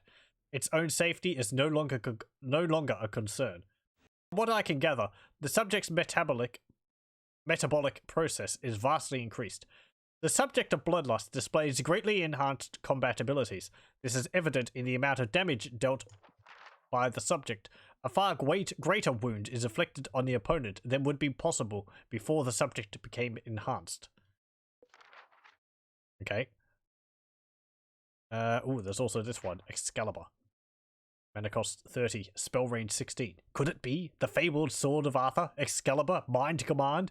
I had heard it rumored some years ago that it was possible to summon this, the mightiest of blades, into our reality. Or at least a blade forged on the same anvil, for there seems to be no limit to the number that can be summoned. The sword cannot be wielded as such. Instead, it seems that it operates under its own initiative, acting as a guardian to the adept who holds the mighty weapon. This mighty sword can be bestowed on any allied creatures. When cast, Excalibur hovers above the subject and will follow that creature's movement. If the subject subsequently engages in combat, Excalibur will also enter into the fray, disengaging from its host and striking out at the enemy. This is treated as a separate attack, in addition to the offensive maneuvers of the host creature. Although expensive in terms of its mana, Excalibur is a worthy ally capable of inflicting horrendous injuries upon its adversaries, and will remain in place as long as the creature carrying it remains alive.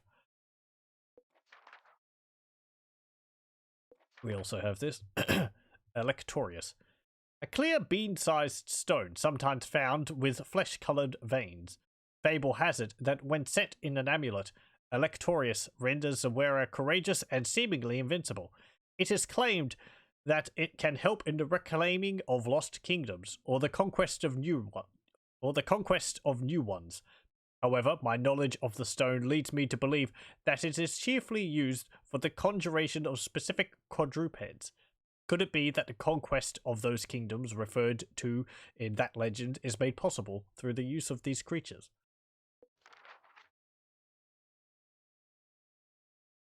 We also got these glasses of vision. When these glasses are worn by a magic user, he can see all creatures and wizards that are meant to be invisible.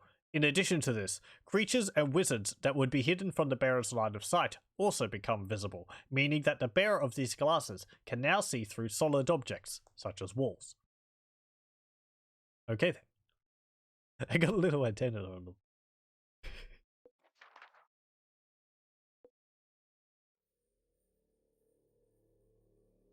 Right, let's see. That gives us a hellhound, crocodile, or the phoenix. Not really a quadruped, but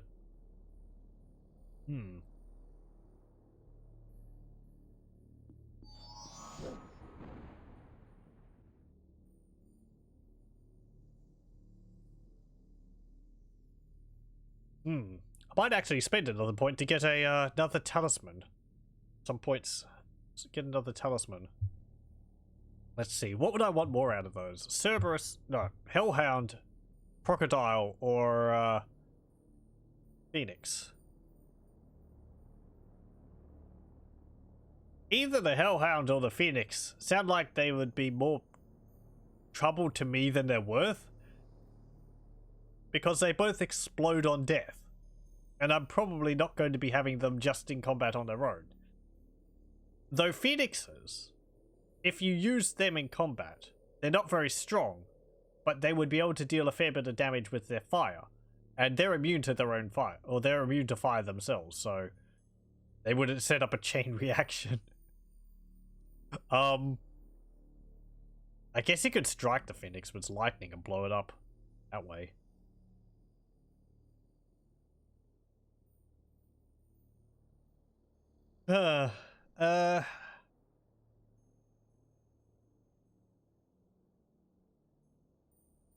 Crocodiles, they don't do anything spectacular, but they have a lot of health.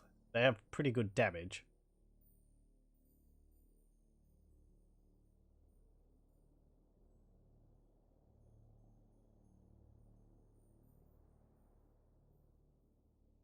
But I think they're slow.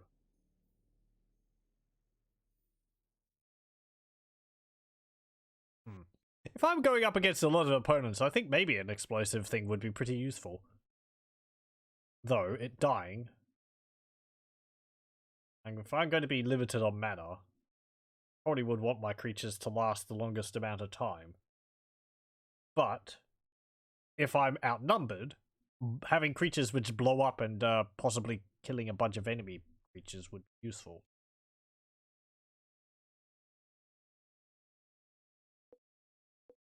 Let's go for chaos. And I will get that, I think. Maybe I could get basilisks as well. Recap. I don't think lightning is going to be useful if I'm inside of a building. Maybe the Fountain of Life? Red caps are a ranged unit.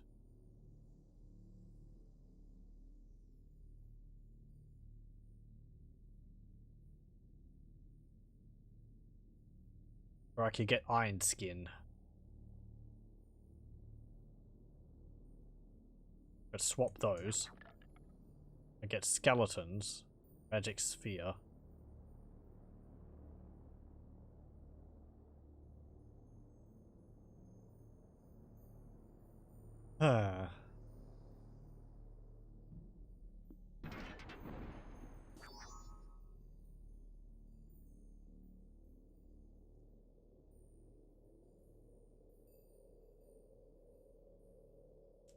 That could be useful inside. Because it bounces off walls. But that could hurt me as badly as the enemy. But if I have healing, that's not going to be as much of a problem. Let's try this. Okay.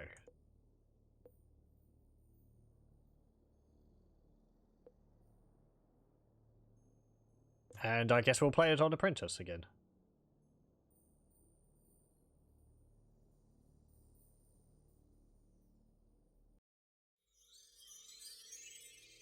The walls of Joyous Guard are mighty indeed.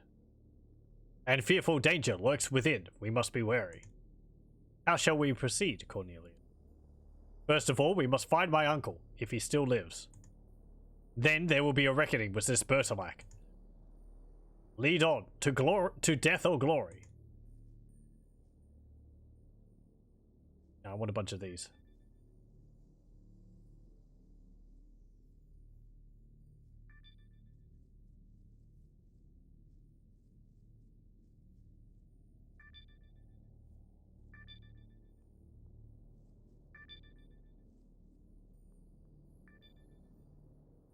Okay. Can I find anything else outside here?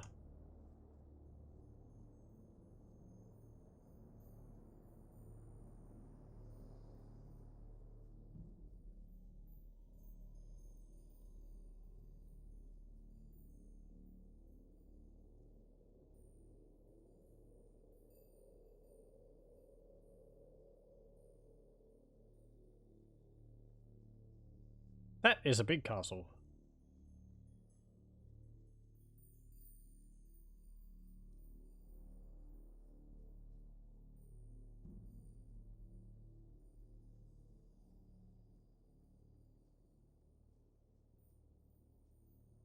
There's nothing hiding in this tall grasses there.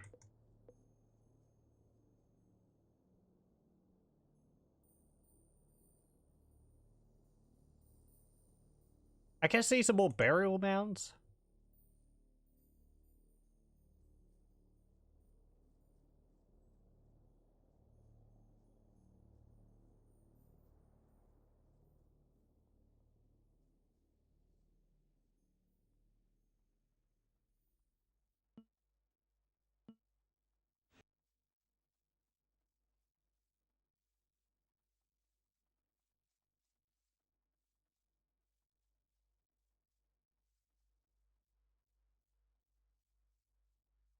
Oh, there's a house. Anything inside there? There is something. Some wine and some bread. Okay, that could be useful. Oh. Ooh, can I actually see in there?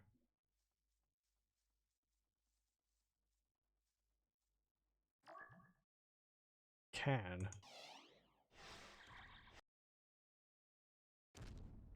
Okay, there's a fireball trap there. Ooh, there's something. Are you a giant?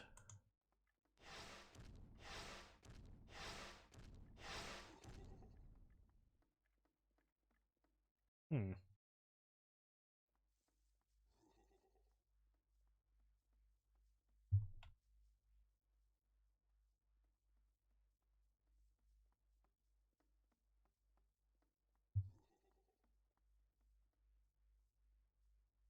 And there's some elves behind little little walls there. Okay, how am I going to proceed with this? Get 2 skeletons. Get 2 red caps.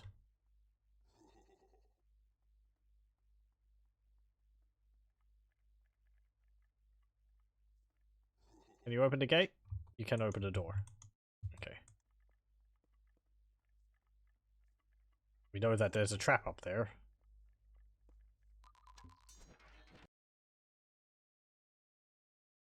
Ooh, you hit him for a lot.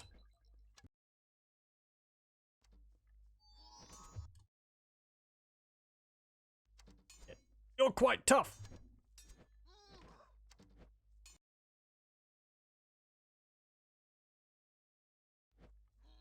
I kind of wish I had my bats now. They'd be able to fly over those little walls and deal with the elves.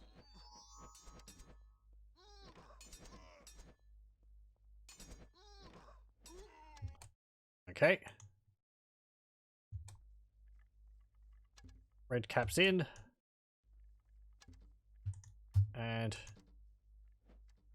deal with the elves.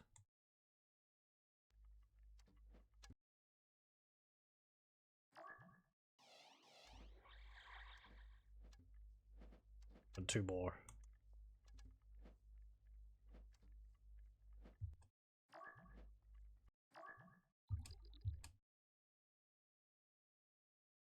I would like to keep my skeletons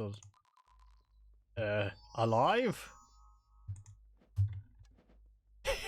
I like they've got a little like jumping animation. They're like, whoa.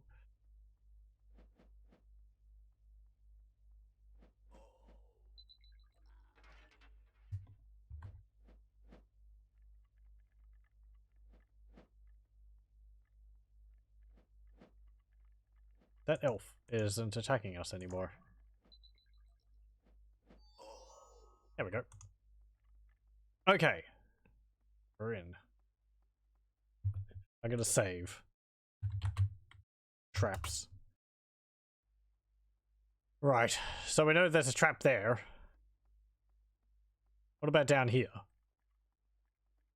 Is that going to spit fireballs at me?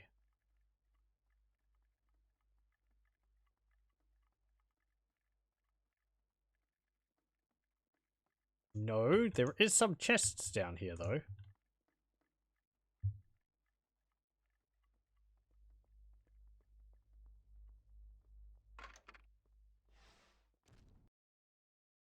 Ow. Okay, so... Ow. There was a trap. Ow.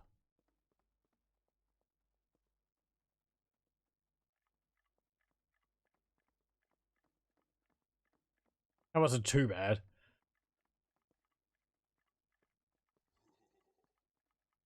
These chests are probably traps.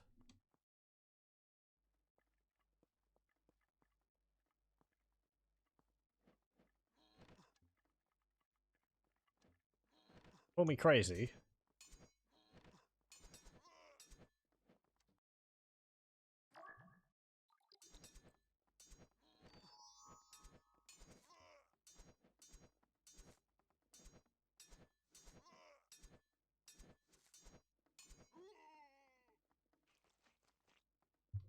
Nice, nice.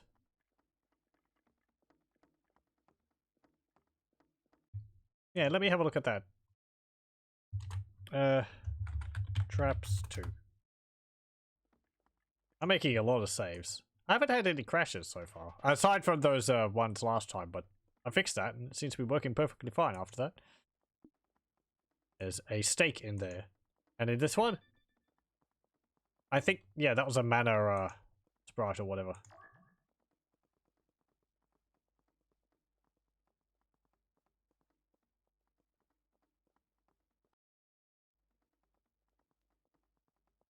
I don't think there's anything else in there. How's your health? Oh, it's fine.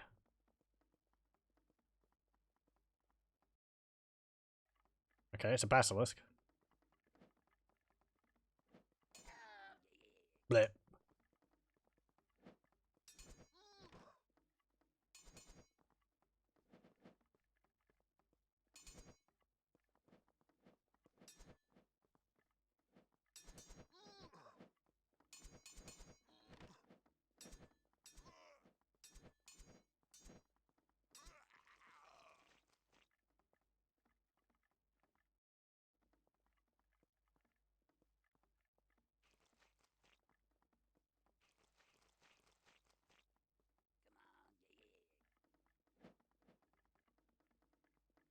Okay, go get him.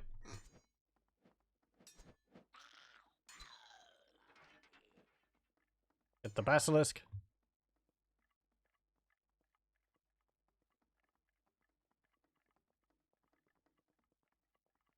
Haven't really been overwhelmed by enemies yet.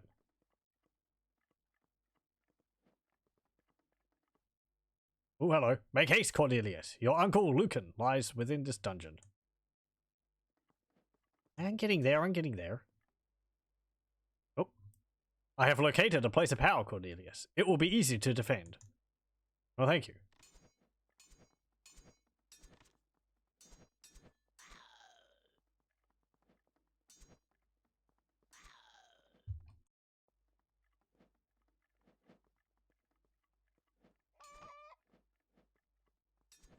Okay, so you can poison my skeleton.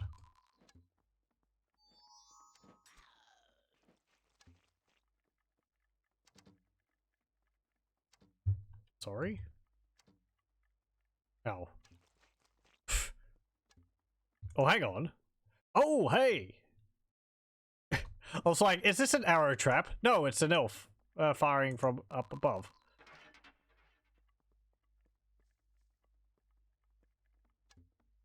That's cool too. Having to worry about verticality.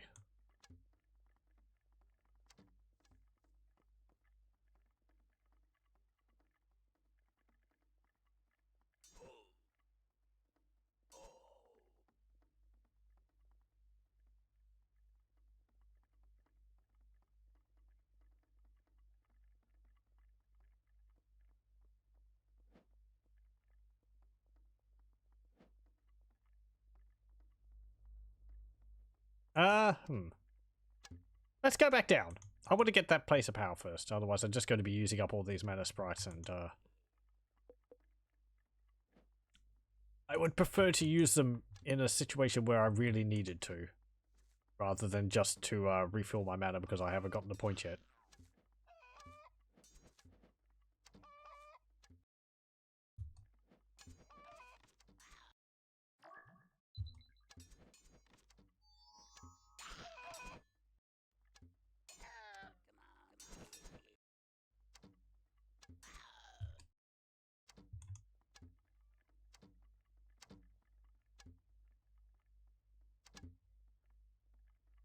Come on.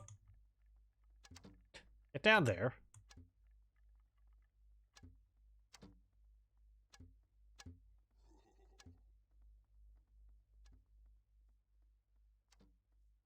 Okay.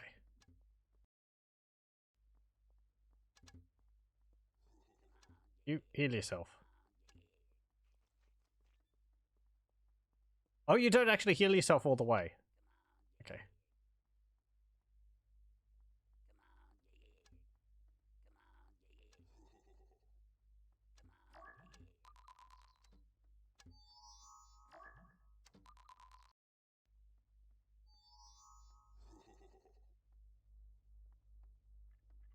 Okay. Go and deal with that giant, I guess.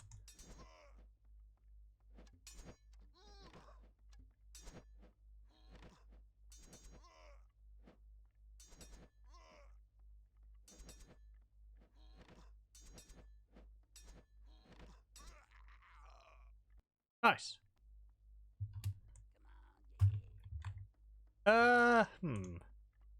You can actually stay on there. The skeleton can come with us.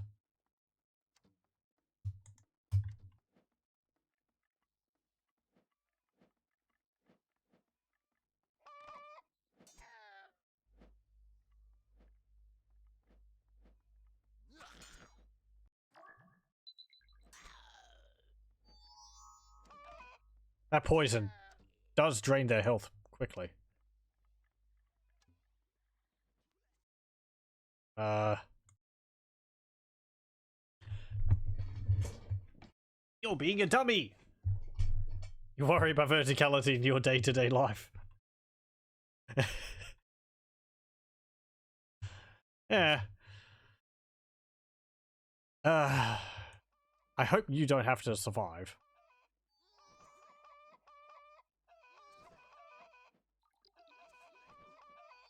You're actually healing yourself and staying alive pretty well. Maybe we can go rescue you. The sounds of chickens echo through the halls. This is kind of what I was afraid of. Like, I would have one idea of what I want to do, but then the AI, because it's just going off and doing its own thing, kind of forces me to do another.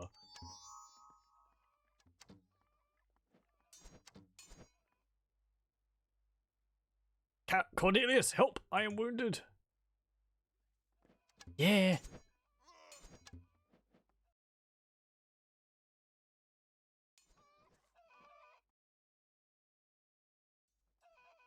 Oh, I can actually see your health over there.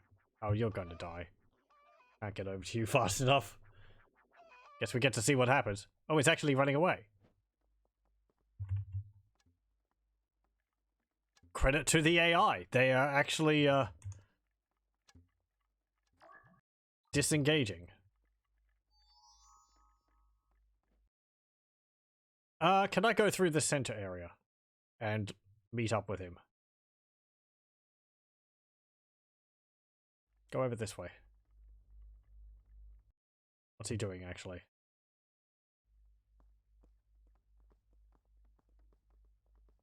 He's probably still going to die. Yep. If he's because he's poisoned, if nothing else. Yep. Alas, Cornelius, my friend, our adventures together end. You let Percival die. Well, I didn't. He chose to die. I'm sorry.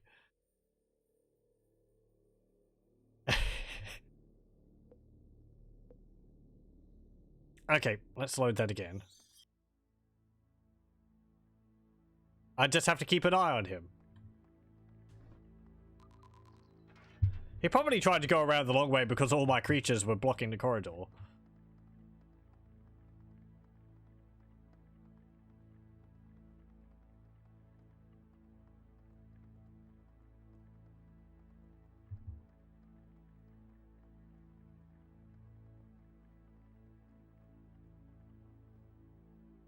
Okay. Yep.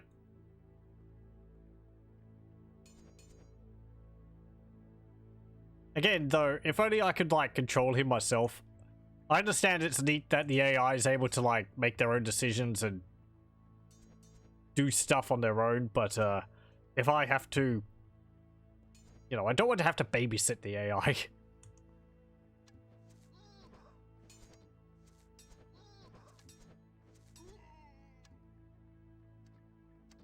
I guess not so much babysit as have the AI dictate what I'm doing.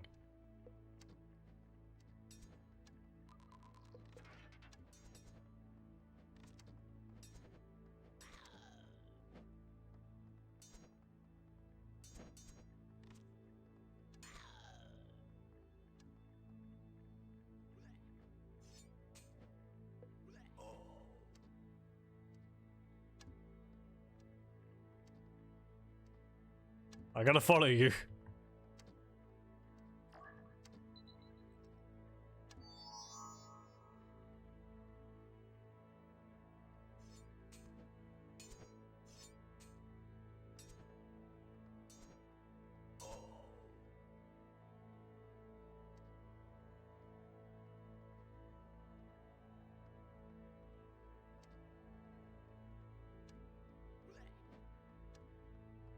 I'd like to see all the models they made for all these characters and all that. Like the little knight they have for him and elves and skeletons and all that.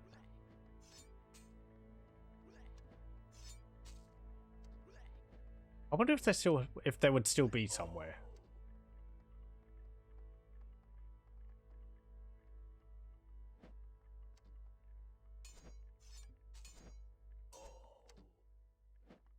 I don't know. There was an artist listed with who sort of headed the animation of the game, so might be with them.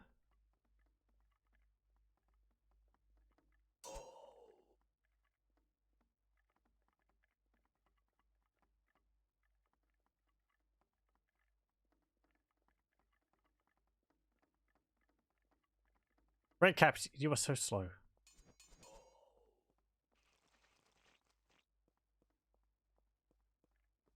After him! Percival's making a getaway.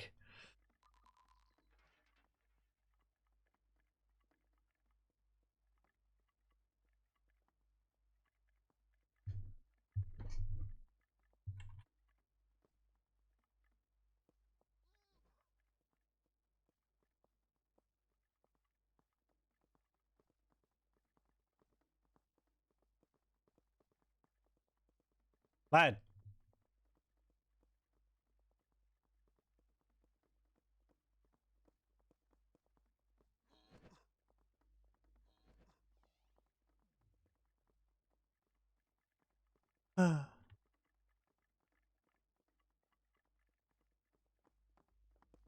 Maybe the trap only goes off once because there was no fireballs there when he went through.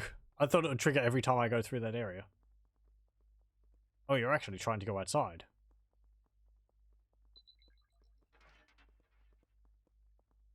Okay. Oh, you're getting some more mana, are you? I guess.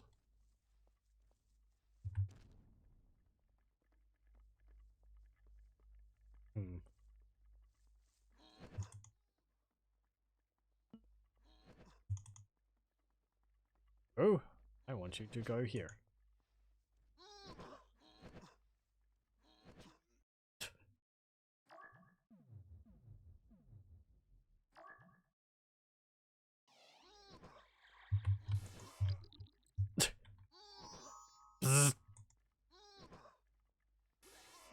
That's its stunning gaze.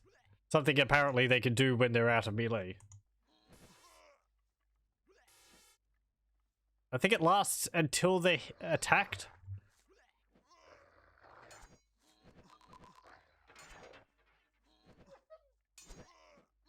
No, leave my doggy alone.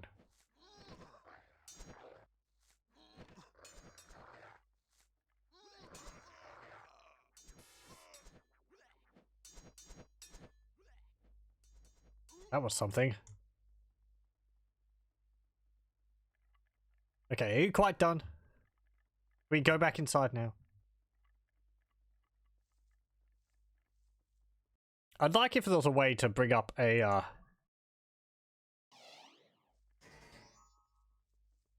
if there was a way to bring up like a big view map of the area.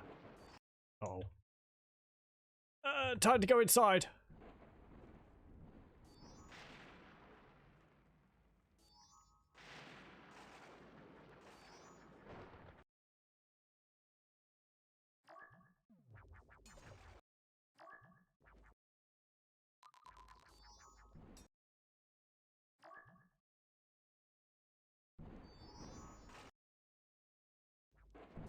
Everyone in! The world is on fire.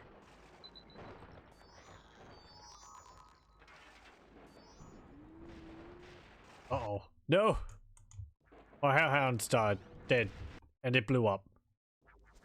Ooh, he's actually resurrecting creature. Okay, this isn't...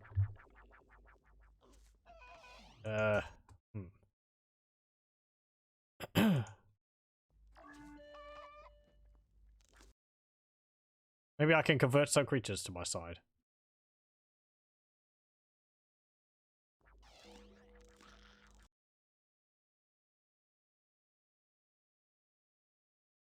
I do have to just kill you.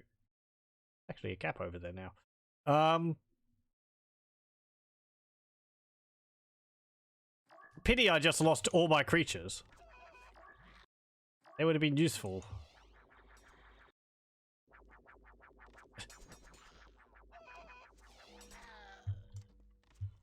Stop summoning those discs everywhere.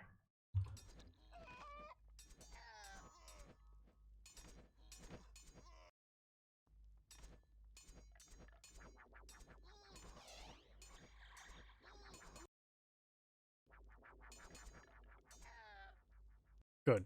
We got that before it poisoned anyone.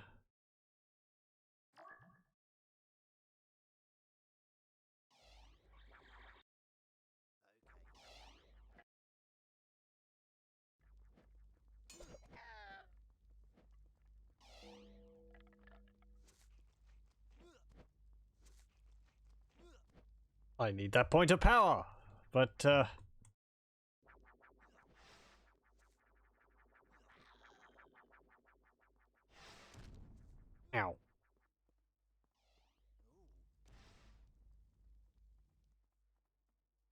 I'm just gonna have to go for it. Can I go in another way, actually? No. Okay. Oh, I guess I just never opened up these chests.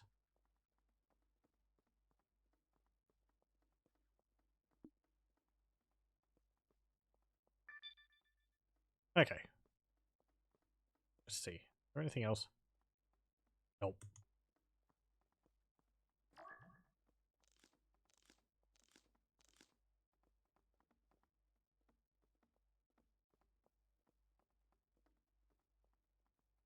Percival's just wandering around out there.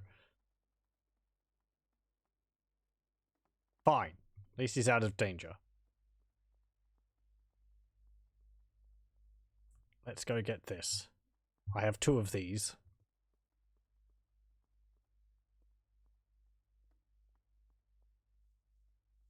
I should be able to summon enough skeletons to deal with the giant on it.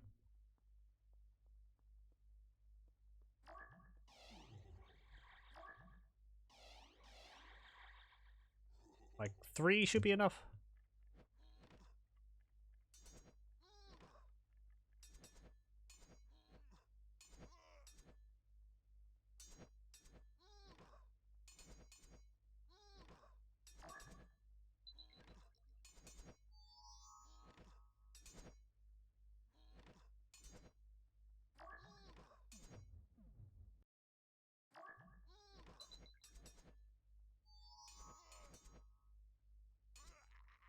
There we go.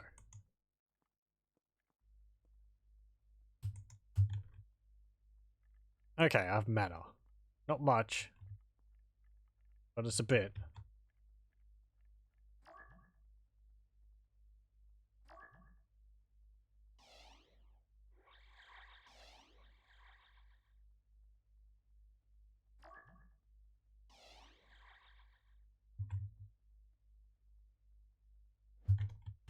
This guy was just jumping. Aha!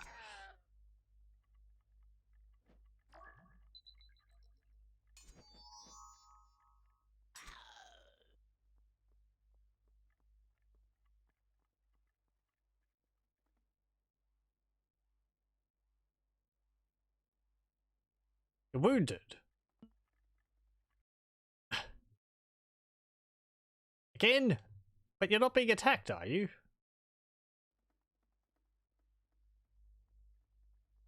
You are poisoned. Go help you.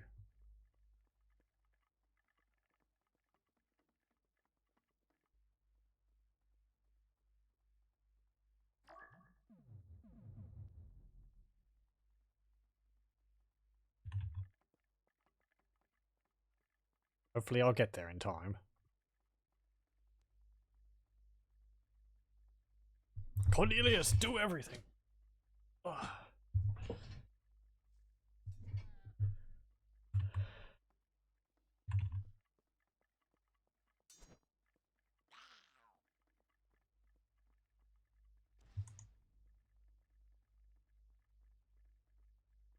I'm still kind of confused over that poison. Does it wear off eventually, or does it just persist forever? Sometimes it feels like it persists forever. But then other times, I'm pretty sure it, like, just disappeared off one of my skeletons. Wow, you need a lot of healing.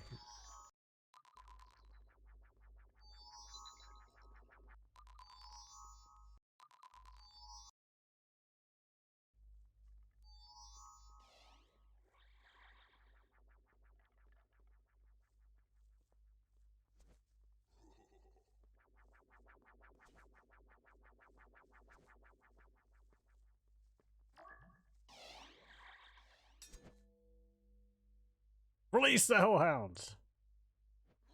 Please don't. Blood for the drinking. Rorschach. Diosculos. Bones for the gnawing. Caligula. Gristle for grinding. Orthos. Biting and clawing.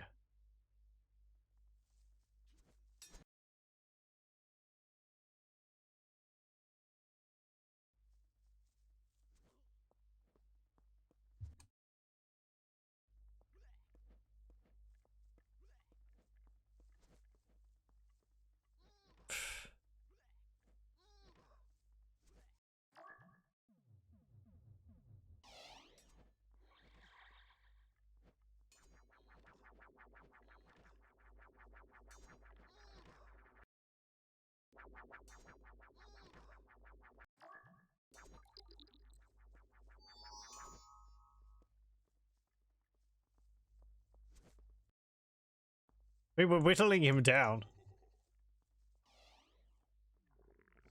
Oh wow. What the heck? I don't like that. What the?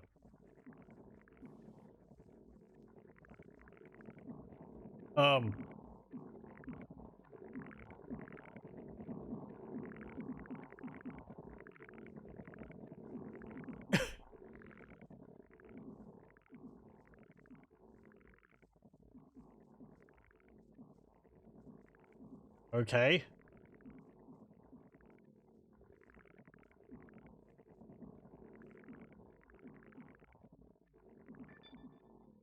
Would that go away after a moment?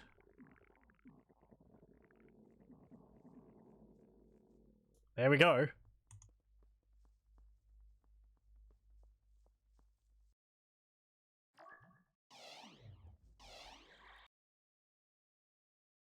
Could you, like, please help me attack now?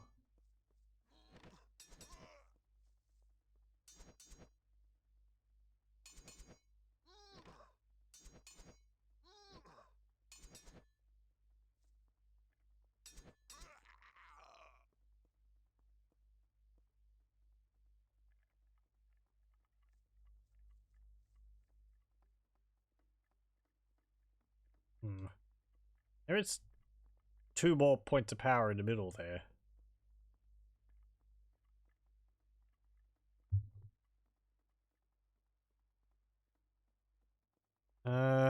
There's a scroll there too.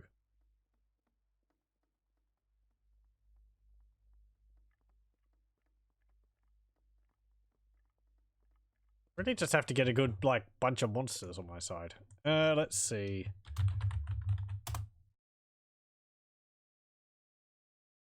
Doesn't help there's not any real...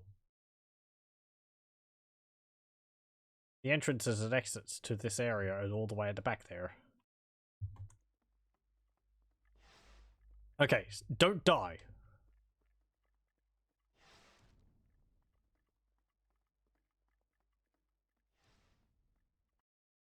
Oop.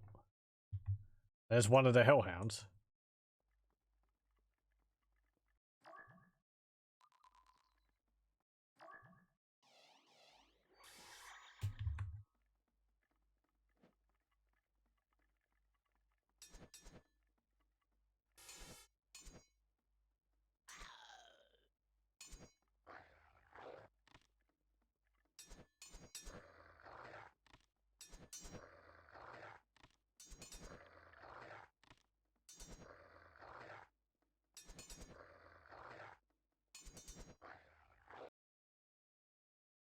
Okay.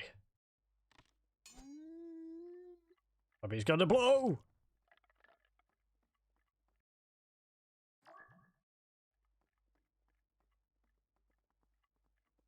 That's one of them down. Oop, there's another one.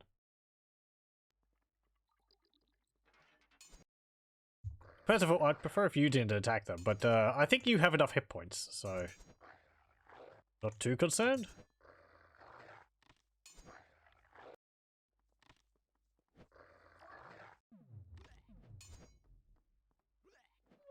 They took my creature off my point, didn't they?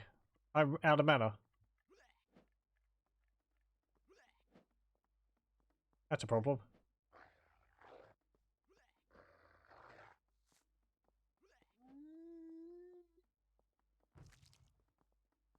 Okay, that barely hurt you. Maybe if you could just deal with it now on. Yeah, that... Okay.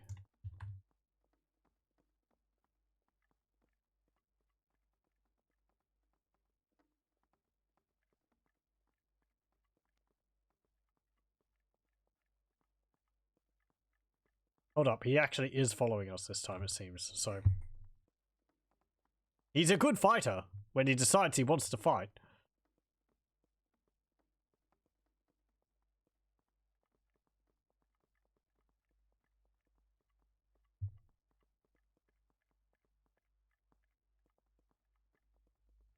Okay, let's go have a look at this. What's on this spot? Probably gonna swamp my things. Okay, a hellhound. That's not fantastic. That one has a red cap on it. That's much easier.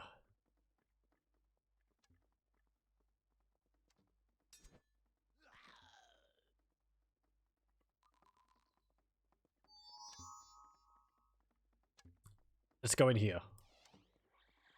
I think he found the mage again. Yep, the mage is up there.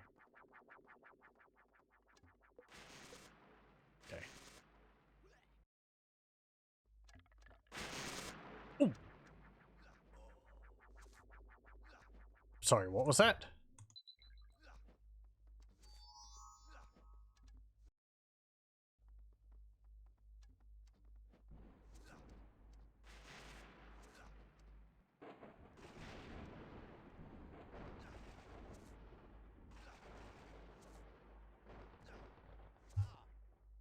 This isn't going very well.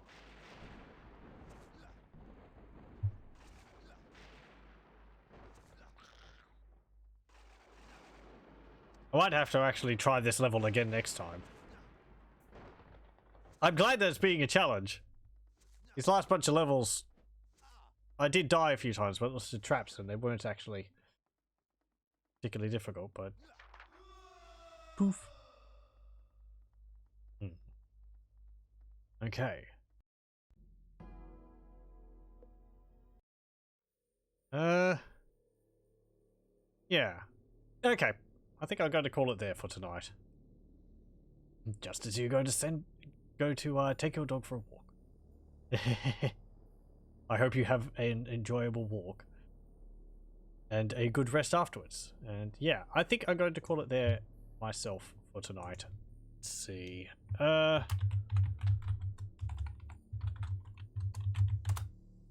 I still am thoroughly enjoying this game. It's really interesting. I don't know. The way it's done it's really nice. It looks a little janky, and there's things here and there which could definitely have been improved, but I don't know. The base combat and design behind it's really quite solid, I think.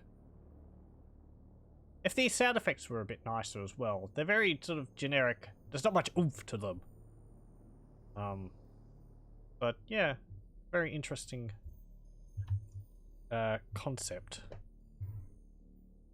Anyway, thank you very much for joining for Magic and Mayhem, and I hope you'll join me again next time, where we'll try and defeat Bertilac. What's his name? In his castle, and see whether Percival plays ball with us and lets us win. Oh dear.